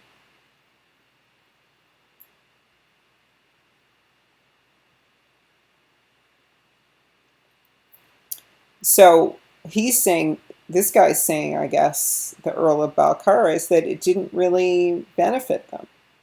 But there can be no doubt that Cujo saw the tracking down of runaways as a very serious obligation by the terms of the treaties, and it appears that his best trained men, those who were the most reliable soldiers, were the chief ones who would go out in parties roaming the mountainous areas that were most likely to harbor runaways and returning them alive or dead. The head or ears, as slave masters had done with them not too long ago to the authorities. So the slave masters would return them dead or alive, right? And the head and ears as emblems of them having been killed,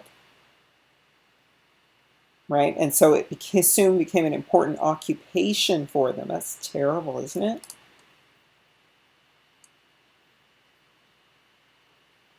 And then they're saying he had so many warriors. They're saying he might have well been delighted to have seen some of the great warriors. This is written by a black woman, this book, by the way. A great number of warriors among his men occupied in a manner befitting their training and inclination. It is not unlike the situation with the modern guerrillas or liberation armies when, after independence is won from one colonial power or another, the question of what to do with the soldier class on hand becomes a vexing one. Some such unemployed soldier class equipped with weapons can constitute a menacing threat to tranquility. Cujo's warriors, with no engagement to occupy them, might have turned their frustrations inward on their communities. I'm not so sure about that, because it's not necessarily that they were a bunch of soldiers. Like, they're a community of people protecting their land and their freedom. It's kind of an odd assessment, to my mind anyway.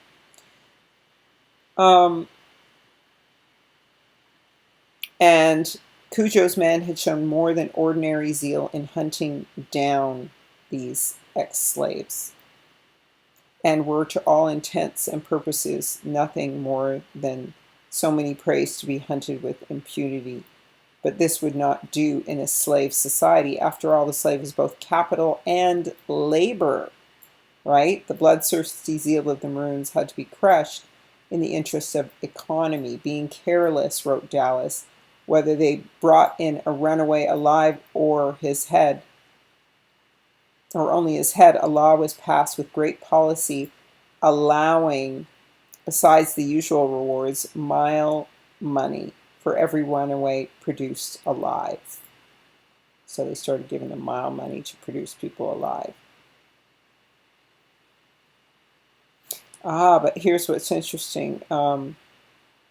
It's stated, as it is justly to be apprehended that from the different encouragements given by said laws, Cujo and Qua and several Negroes under the command in Trelawney and Crawford towns may be induced to kill all straggling runaway Negroes that may fall in their way, with the intention to receive the greater reward of 10 pounds, rather than to bring them in alive and receive the lesser reward of 10 shillings for them, as stragglers or runaways. It was therefore enacted that the attractive sum of 3 pounds plus mild money be paid to the Maroons who returned alive runaway. So if they brought them in dead, they got more money. It's clear that the zeal and expertise of the post-treaty Maroons, especially those under Cudjoe, soon made it difficult or well nigh impossible for those truants mentioned above to indulge their habits. Dallas observed how Maroons' trained sense of smell stood them in good stead in tracking down runaways because they could smell the fire, right? They've been known to trace parties of runaway Negroes to a great distance. But before dealing with this further, let's examine the post-treaty Maroons, how they affected rebellions on plantations. The propensity to rebel has been a constant feature of the Caribbean slave system, with Jamaica certainly in the lead position of rebelliousness. But even a planter historian like Edward Long, the staunch defender of the slave system and the implacable enemy of blacks, could report that after pacification made with the Maroons, no insurrection of moment occurred for many years. Although some disturbances happened, they came to nothing. So, it says that this other historian, Dallas, supported the view that the Maroons exerted themselves successfully in curbing potential rebellions when small bodies of slaves have committed outrages. First large-scale rebellion after the pacification occurred in 1760, and this was one of the most well-planned, well-organized, widespread slave rebellions on the island, and it took the authorities unaware, they having become somewhat lax in their security measures because of the effectiveness of their new allies and friends, the Maroons. In the 1760 uprising was a classical example of an ethnic movement engineered by the slaves of an Akan, again, speaking group, although the authorities had their own appellations. Seems like the uprising was planned over a long period of time, given that it encompassed parishes as far apart as St. Mary, St. James, and St. John's Kingdom, Clarendon, St. Dorothy, Westmoreland, despite the communication difficulties of the time. The plan was conducted with the most determined secrecy. Almost all the Cormorante slaves throughout the island were privy to it. Wow. Without any suspicion from the whites. Long was outraged by this culpable inattention on the part of planters who neglected to keep a vigilant eye over the Cormorantes in general. The key to the well-guarded secrecy was the famous Akan oath that each of the participants took, swearing to inviolable secrecy, fidelity to their chiefs, and perpetual war against the enemy, precepts to which the Maroon themselves were no strangers. So this is just that, the 12 tribes, like these are their enemies, the Gentiles, the Canaanites, right? It appears these Cormorantes under their leader Taki, so this is Taki's rebellion. I knew that's what it was, but I just thought I'd ease you guys into it. Wanted to transform the island into a free society, divided into small principalities and governed along traditional African lines as among the Akan-speaking people. It is noteworthy that they were inspired by the Maroons' situation. They saw the Maroons as exemplary in having fought successfully for their freedom. They too were determined to do the same, thus fulfilling the fears of the Assembly when, as late as 1736, they opposed the signing of any peace treaty with rebel slaves, which to them would set a bad precedent. So basically the British were like, we will not sign treaties with any other rebel slave groups because everyone else after these two groups is going to be a slave. The rebels struck their first blow in St. Mary, and the whites, although taken unexpectedly, soon mustered all forces at their command, including the Maroons, the Windwards, and the Leewards.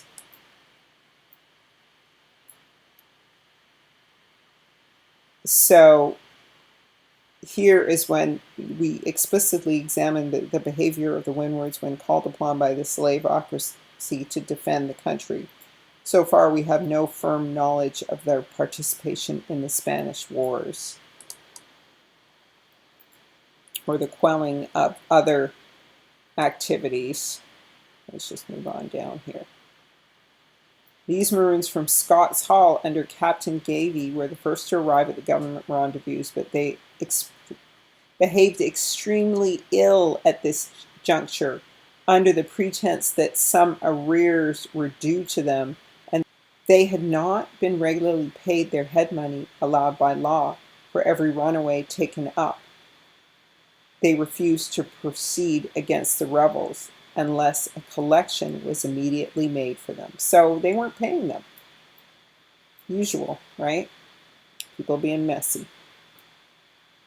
So the planters, realizing the importance of the Maroon expertise in battle of this kind, complied with what Long called the extraordinary demand rather than delay the service.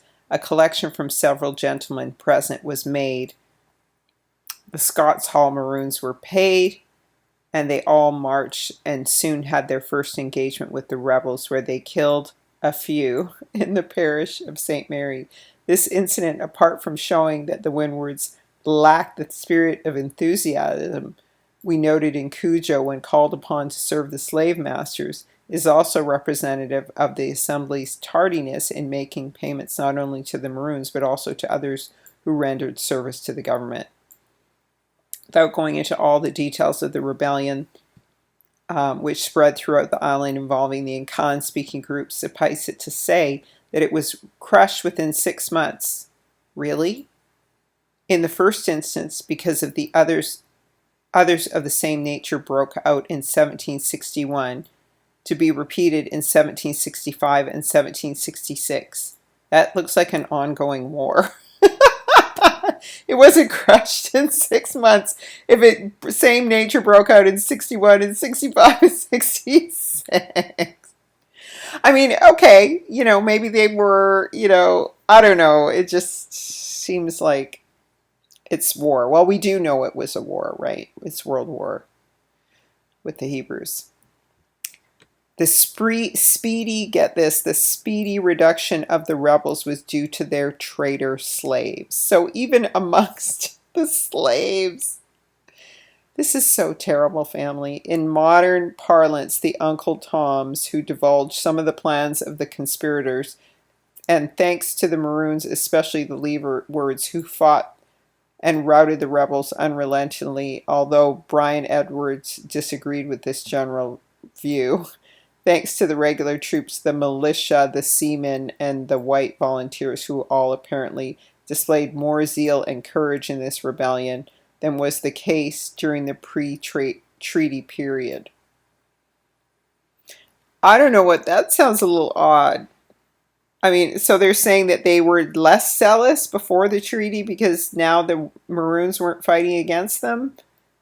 And now they had more zeal, and so it's almost like they're giving them credit for the rebellion, and they're saying that the Maroons were lazy, or they're just trying to give credit to the militia, like to buoy up the culture of the plantation people.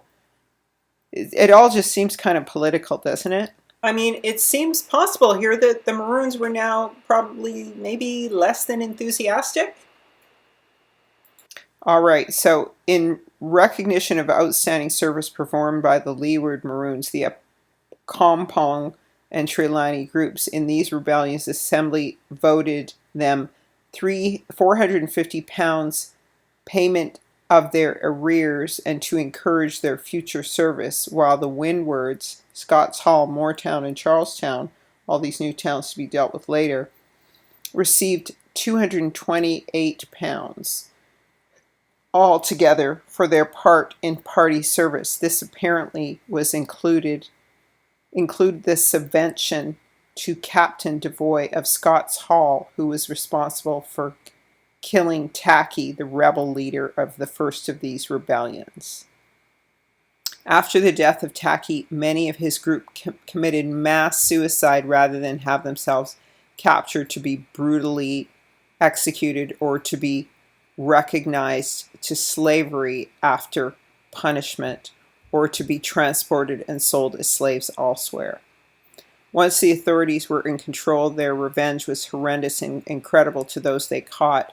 Edward Long wrote of the treatment of 2 ringleaders from St. Mary who were hung up alive. And I'm not going to go into those details because there's enough violence against people in this war. During this period, the Assembly passed a series of stringent laws aimed at tightening the security against slaves, and another attempt was made to curtail the importation into the island of all Fantis, Akan, and Ashanti Negroes, and all others commonly called Coromantans, all of these belonging to the Akan-speaking group. And Long was convinced that their outrages discouraged the effectual settlement of the island. Well, that's why Jamaica is still so rebellious. The bill was not passed, although it had become a reflex action of the plantocracy to attempt the curtailment of the importation of Akans after slave rebellions by them. Nevertheless, considerations of their usefulness to the plantation economy in terms of agricultural and other skills, their hardiness and leadership qualities always took precedence over security. You can't be doing all of that and just be a dumb slave.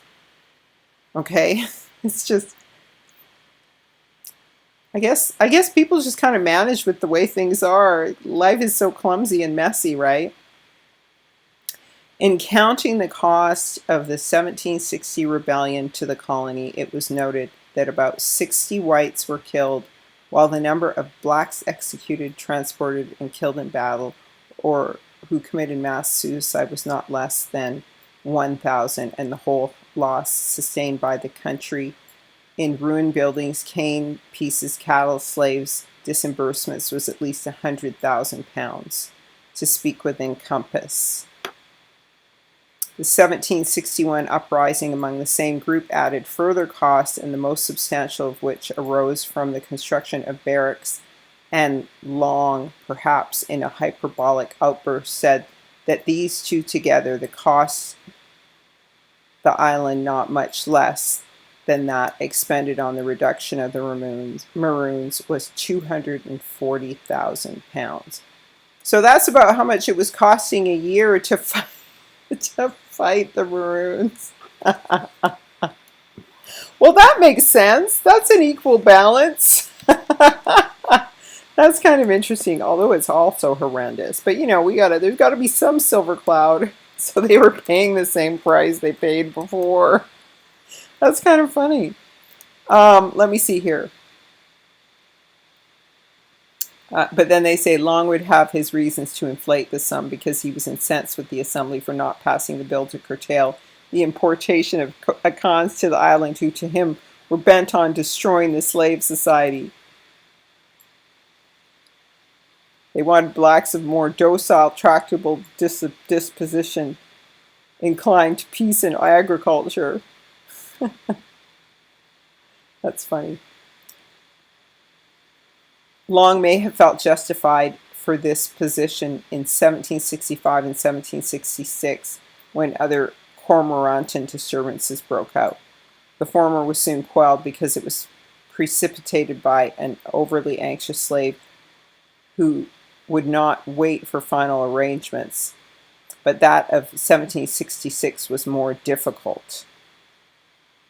Here, 33 of the Khans, most of whom were newly imported, suddenly rose up, and in the space of an hour killed 19 members of the slave-owning class on an estate in Westmoreland. This, however, was soon crushed, and the ringleaders dealt with. Evaluating the impact of the post-treaty Maroons on the discipline of the slave population in general, one may examine this in 3 categories. First, their impact on slaves' propensity to run away and form communities along African lines in remote regions, as the co-opted Maroons themselves had done. And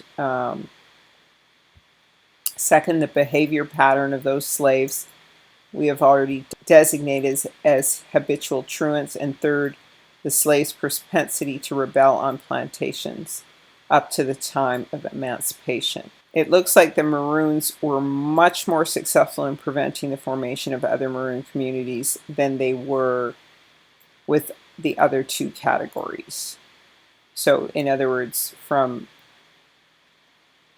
the slaves' propensity to rebel on plantations and habitual truants. They're saying they prevented communities from forming in the woods. But we'll see.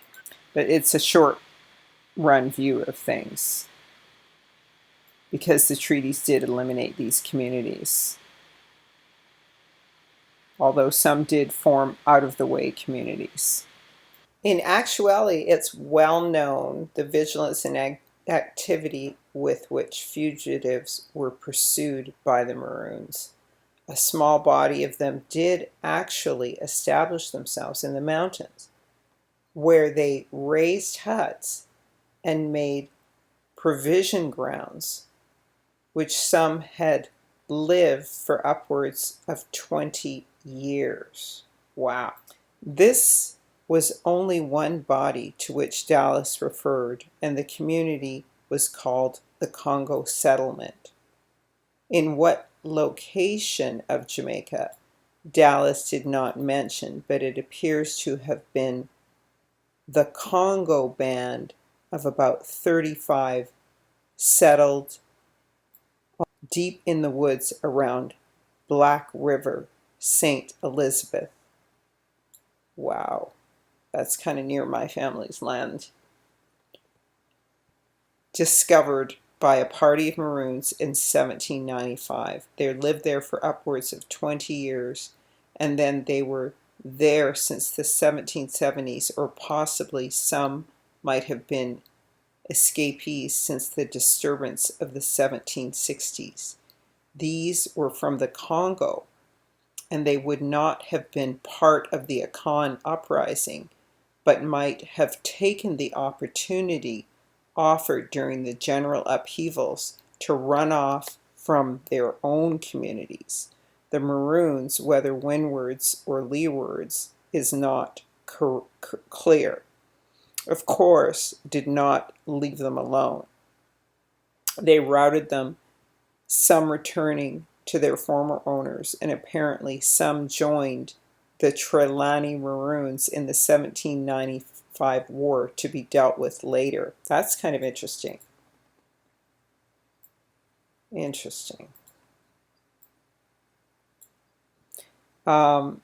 Some of the most daring and vexatious to the plantocracy are those who operated singly or with very small bands. Perhaps the best known of these in Jamaica was Three-Fingered Jack.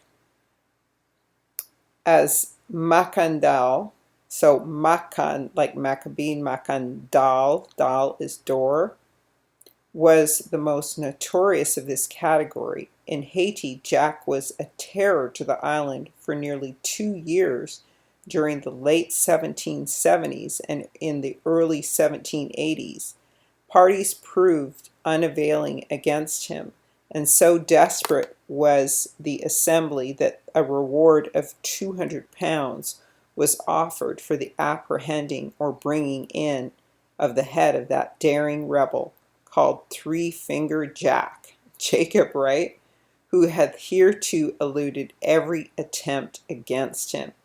He was eventually killed by parties from both Moortown and Scots Hall, and typically, despite numerous complaints to the assembly, they were not reimbursed until 1781. Well, serves them right.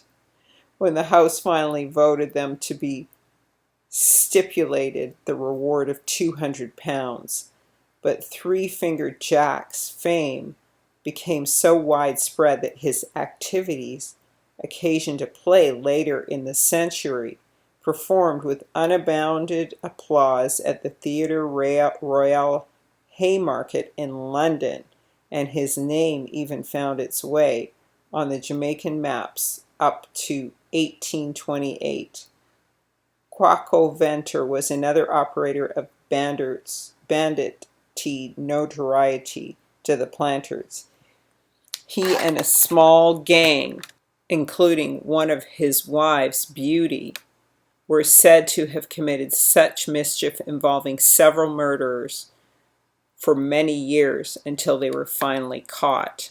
The early 19th century witnessed the discovery of other runaway communities. See, this is just constant. Gardner wrote that in 1819 there were 2,555 runaway slaves at large.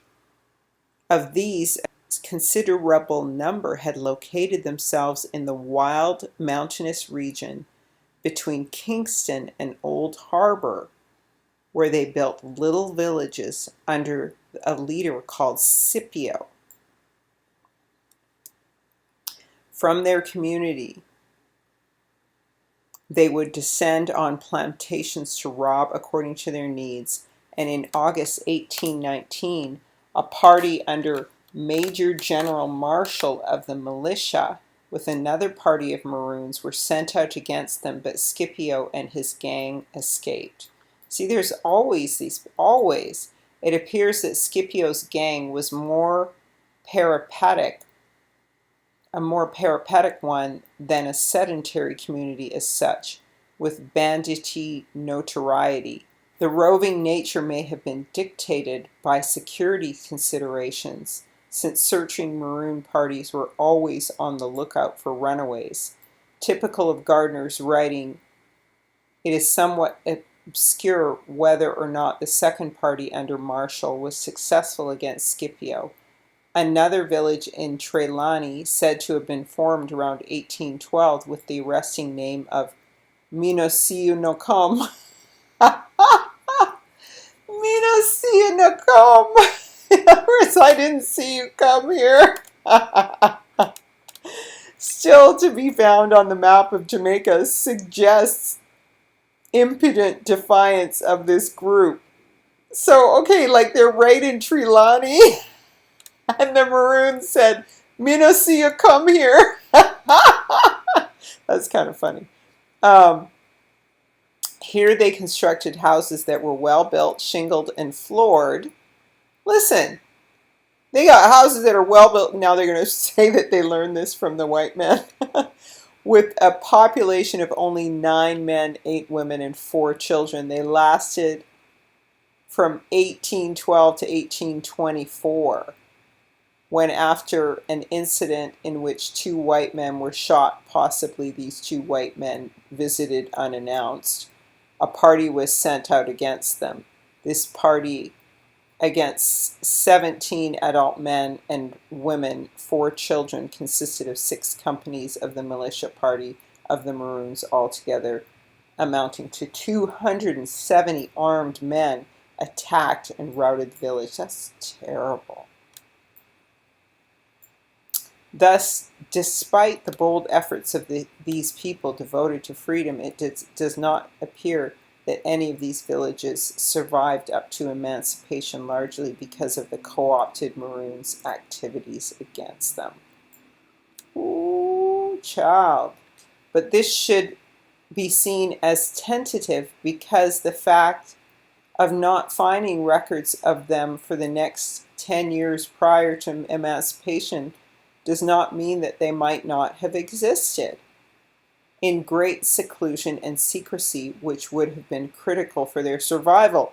I'm thinking with this, when they are like right in Trelawney, and then their town is called Minosiunocum, the Maroons must have known about them, but when the white man landed on them, then they said, hey Maroons, you're not doing your job, we're going to attack you. So then they had to go up there, right? The situation seems somewhat different for the next category, the truant slaves. By truancy, it is to be understood that those slaves who ran away without any intention of staying away permanently, who would return to their owners after a period which could be from a few days to a year or 2. Wow. That's some truancy, man. It's like, I'm taking 2 years off of slavery. That sounds about right. Their absence was generally for the purpose of visiting friends and relatives, a spouse or children, or in some cases it was just to defy authority or simply to take a break from the rigor of plantation life, not slavery, but just plantation. That lazy plantation is just so rigorous. Gardner's figure of 2,555 runaways in 1819 may have included truants who would eventually return to their owners. But what is certain is that the evidence is overwhelming that truancy continued up to emancipation. The only element that is mystifying about it is the size of the truant population at large in 1834. It appears, too, that running away to fend for themselves permanently outside their master's hold, like truancy, continued up to emancipation. From the evidence, it would appear that running and staying away, always a process requiring skills, became much more differentiated, involving more the urban and skilled slaves as emancipation approached. Some of these hovered about certain towns, passing for free and eking out a precarious living according to their trades, some, especially the women, becoming higglers and hucksters, thus making themselves rather conspicuous. A few tentative suggestions may be offered for this new pattern in the runaway business. First, there was the obvious one that the fear of the Maroons would make the runaway choose other options than making for the woods to set up new hegemonies.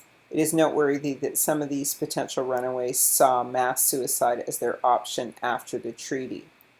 This is not to say that suicide had not been an expression of protest or escape before the treaties, but there is more evidence to suggest that it increased after the Maroons were co-opted into the slave master's security mechanism.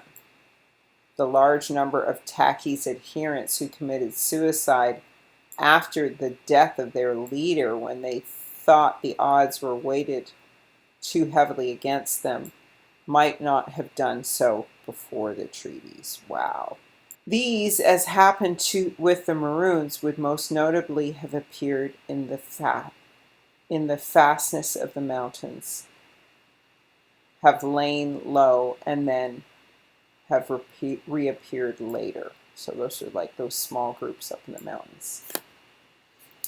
Now the woods were no longer the haven they used to be, and the great number of laws passed throughout the 1770s and 80s and 90s to prevent slaves from deserting and departing from the island, or to prevent the inveigling or enticing them away by captains of ships or by persons wickedly disposed, would seem to attest to the slaves' wider options. Wow. Why are these other options? I don't know. The most enterprising of slaves took off in canoes and made for Cuba. Richard Martin of St. Mary had 11 of his slaves, 8 males and 3 females, elope to Cuba, and despite strenuous efforts to redeem them, he was unsuccessful. And so the Spanish officials maintained on such occasions that their Catholic religion saw to it that no slave eloping from Jamaica would be given up unless it should be certified on oath that he or she was guilty of murder. Interesting. So a lot of them escaped to Cuba. There appears to be an increase in the number of female runaways after the abolition of the slave trade. This is really not good. In 1808, the amelioration component, so that's around the time that Haiti won its freedom. So they were like, oh, we better just, quote, abolish slavery, but not really, like they usually do. The amelioration component that went with abolition gave the slaves generally, but especially the women, some rights, and in some way or another, they became aware of them and were not reticent in making the slave masters aware of this. I didn't know slavery ended. Then again, there was the factor of fertility. Women soon became aware of their special responsibility as procreators for the labor force of the plantations because of the insecurity of the supply of slaves resulting from the abolition of slavery. So now that you're on this plantation, they're like, you better make some more babies because we need more people. Wow. So this gave the women a greater sense of their importance. I don't know about that, but and officials from governors down to overseers complained bitterly of the feminine tongue. Wow. And their imprudence. Some of these women would now find running away less intimidating, and some took off singly, others with their children. Well, yeah. Wasn't slavery abolished? Oh, I guess that's the slave trade was abolished. Also, as emancipation approached, runaways, men or women, were mostly Creoles in contrast to the African preponderance during the abolition period. So that means born of the islands as Creoles. It was the newly arrived Africans that were more likely to run away and set up hegemonies in the woods along African lines. The Creole runaways, with their new skills applicable to the plantation regime, were more likely to edge their way into wider society, utilizing these skills in the process.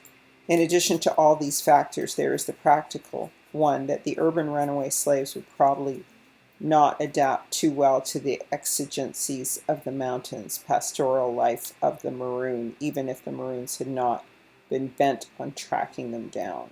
Who knows? The laws of the island from 1749 to the next century reflected the plantocracy's increasing concern over the attraction of the town for their runaways.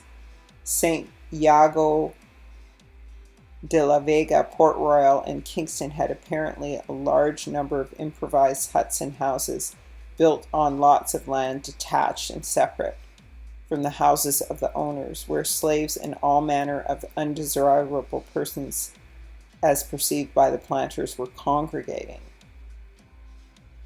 A law of 1777 tried to remedy the inconvenience that might arise from such huts and houses, which had become a refuge and receptacle for thieves, loose, idle, and runaway Negroes, and other slaves belonging to the said towns and other parishes,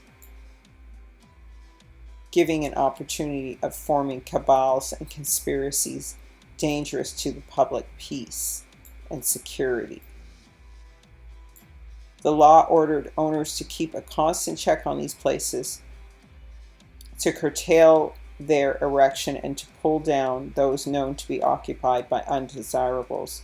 Other laws of a similar nature tried to inflict more severe punishments on the runaway slaves who have taken shelter in the towns or other places, and by their long and frequent desertion, great encouragement is given to others to follow their example.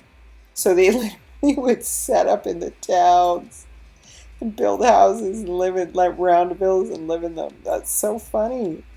And this became an annoyance. It was accordingly enacted that the death penalty be inflicted on every slave age 18 and over, whether born on the island or imported and resident there for 3 years, who ran away for 6 months. Wow. Mind you, they're building up these houses and I don't know. Wow, it just seems so chaotic. Like, they've got these laws, but if they're building houses, I don't know. How much control do they have? I don't know. I'm not sure. People building whole houses? I don't know.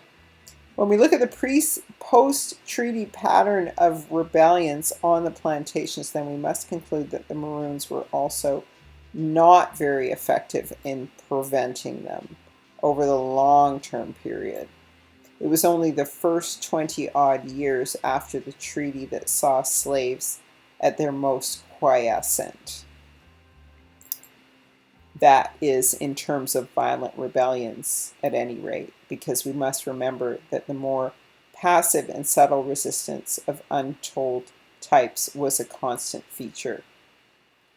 We saw that the few outbursts that took place immediately after the treaties were soon squashed with Maroon assistance, but the new generation was appearing on the plantations to whom the Maroons were not fearsome creatures that they had been to their elders. Taki, for existence, was described as a young man of good stature and well-made. And whether he was Creole or newly arrived, the argument would still stand, since naturally the newly imported would also have no knowledge of the Maroons.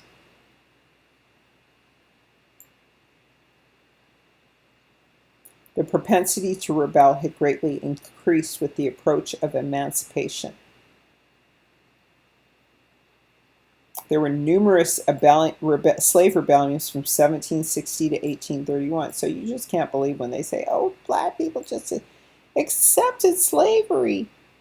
The 1831 rebellion in Jamaica, the most organized and the most well-spread, embracing some 20,000 slaves with much larger numbers of sympathizers and transcending ethnic peculiarities, the most damaging to the plantocracy, consisting of well over £1 million to property and over £161,570 spent to suppress it. Wow. So that's almost 5 years of the costs that they paid to fight against the Maroons. The very last slave rebellion of Jamaica, as if by the logic of teleology, was led by Creoles. This rebellion was a critical factor in helping to bring the demise of slavery in the British Caribbean. The demise of slavery was to lessen dramatically the importance of the Maroons to the property-holding class of the colony, although they were to continue to assist the authorities under freedom in quelling uprisings on the island. The most notable was the 1865, when they assisted the government in putting down a peasant uprising under the leadership of Paul Bogle. That's my relative, for sure. Although I am related to the Maroons, according to my sister. But our land is actually, it's not Trelawney. It's actually like up in these really remote mountains near Black River. Interesting. I gotta go check it out. In Morant Bay. So this is the Morant Bay Rebellion. So we have this land here. And Governor Eyre paid glowing tribute to them, to the fidelity and loyalty of the Maroons, due that the Negroes did not commit greater depredations, and that the rebellion has not been a more protracted one. It is owing to them also under the able, indefatigable former captain, now Colonel Fife, that the chief rebel Paul Bogle was captured, and that the recess of the mountain fastness were searched and insurgencies captured, destroyed, or driven from them, so that our land is on that mountain. However, a royal commission of the British government of the day and many writers of the period have all condemned the brutal means the Jamaican government employed in crushing what started as a peaceful demonstration among the oppressed peasantry, despite Eyre's rhetoric. See, I'm a little suspicious about, even though he's my relative, Paul Bogle, because it was kind of a peaceful rebellion, and it's, how they popularize Martin Luther King, and they popularized Paul Bogle because he was a peaceful rebel, and he cooperated with the Creoles and stuff. It's just like, you always have to ask, why did they feature certain people? This being so, the Maroons' collaboration in quelling this uprising is not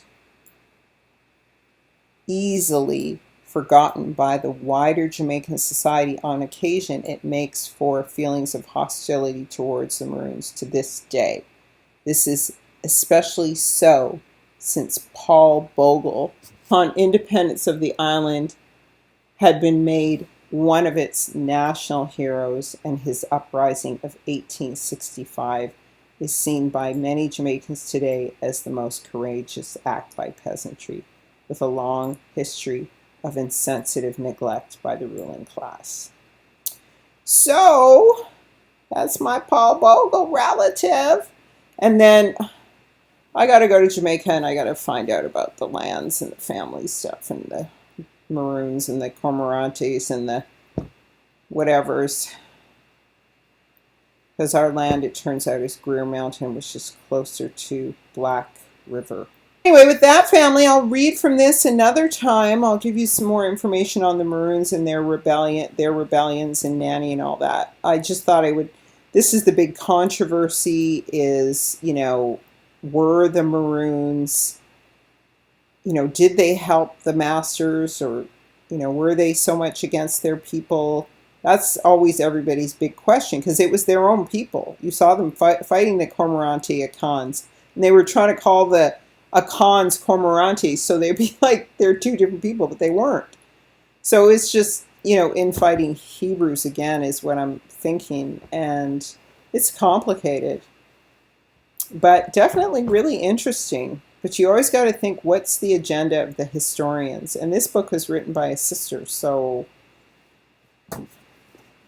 her name is Mavis Campbell. As I said before, Campbell's actually my sister's family's name. Her husband's family's name is interesting. So, I'll see you in the next one. Hope you enjoyed it. The Maroons finally say sorry. Indigenous group regrets bloody takedown of slave uprisings on behalf of the British colonialists 283 years after. It took almost 3 centuries, but on Friday, 2022, the Maroons of Jamaica apologized for their sordid role in crushing popular anti-slavery uprisings and forcibly returning runaway slaves to hellish conditions on British-owned sugar plantations, sullying their storied history. 2 of the more well-known black rebellions put down by the British colonial forces with the sordid support of the Maroons that were led by West African slave Chief Taki of St. Mary in 1760 and Baptist deacon Paul Bogle of Stony Gut, St. Thomas in 1865. Bogle and his key ally George William Gordon were hanged, but after named National Heroes of Jamaica, and just 2 Fridays ago, April 8th, was officially declared Chief Taki Day, henceforth to celebrate the freedom fighter credited with the first slave uprising in the Caribbean.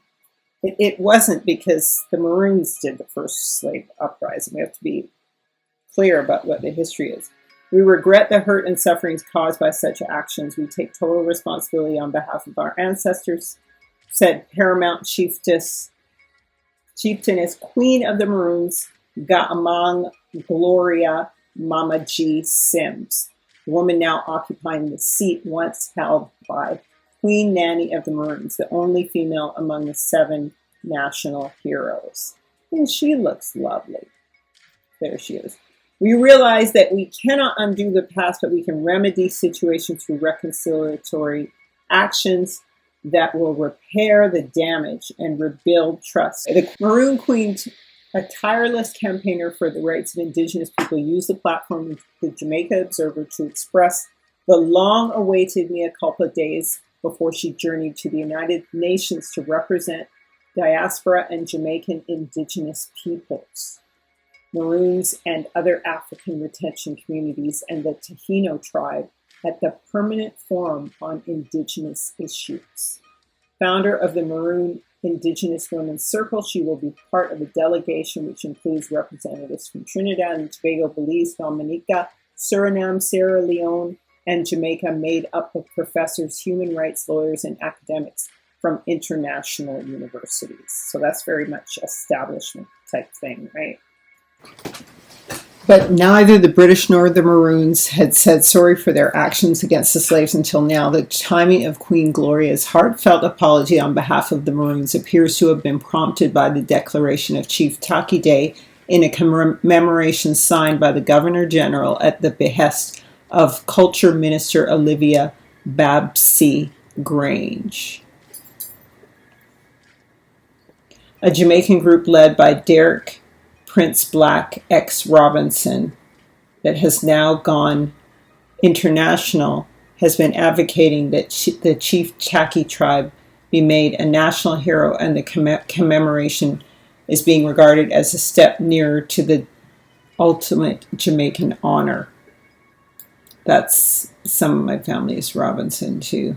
That's my Aunt Pansy Robinson wrote the book on book on our family history and Bogle and everything.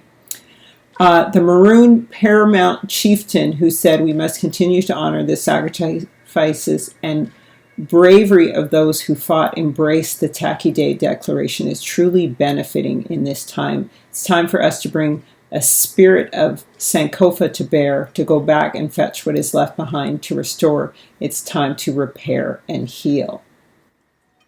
Hallelujah.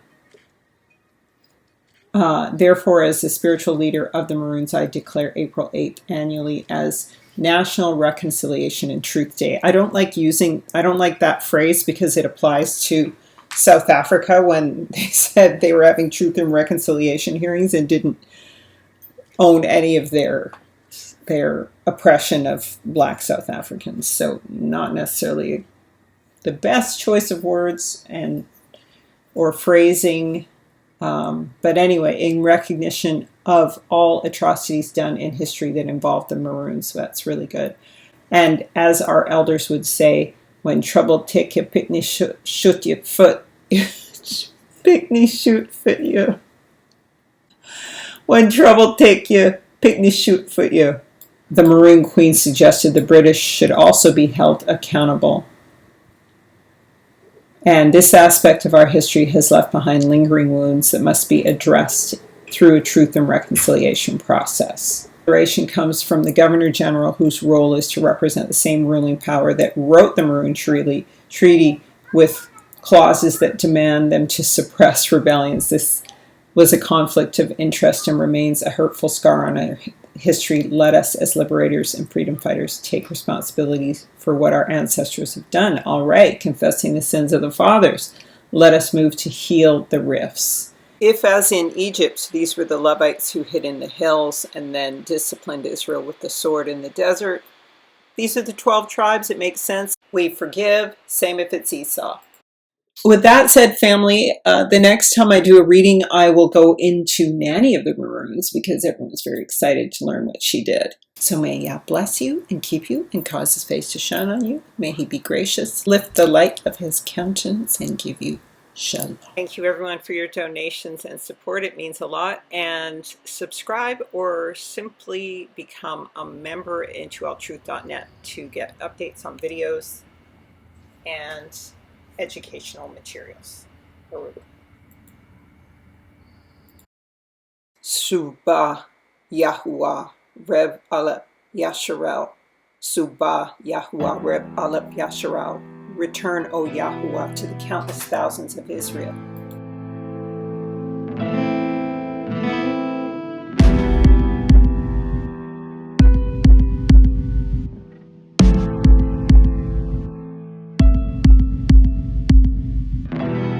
I'm giving recognition to the Most High Yahuwah. I'm giving thanks and praises for the many blessings I receive from His favor. The Word is the Most High of creation. The Word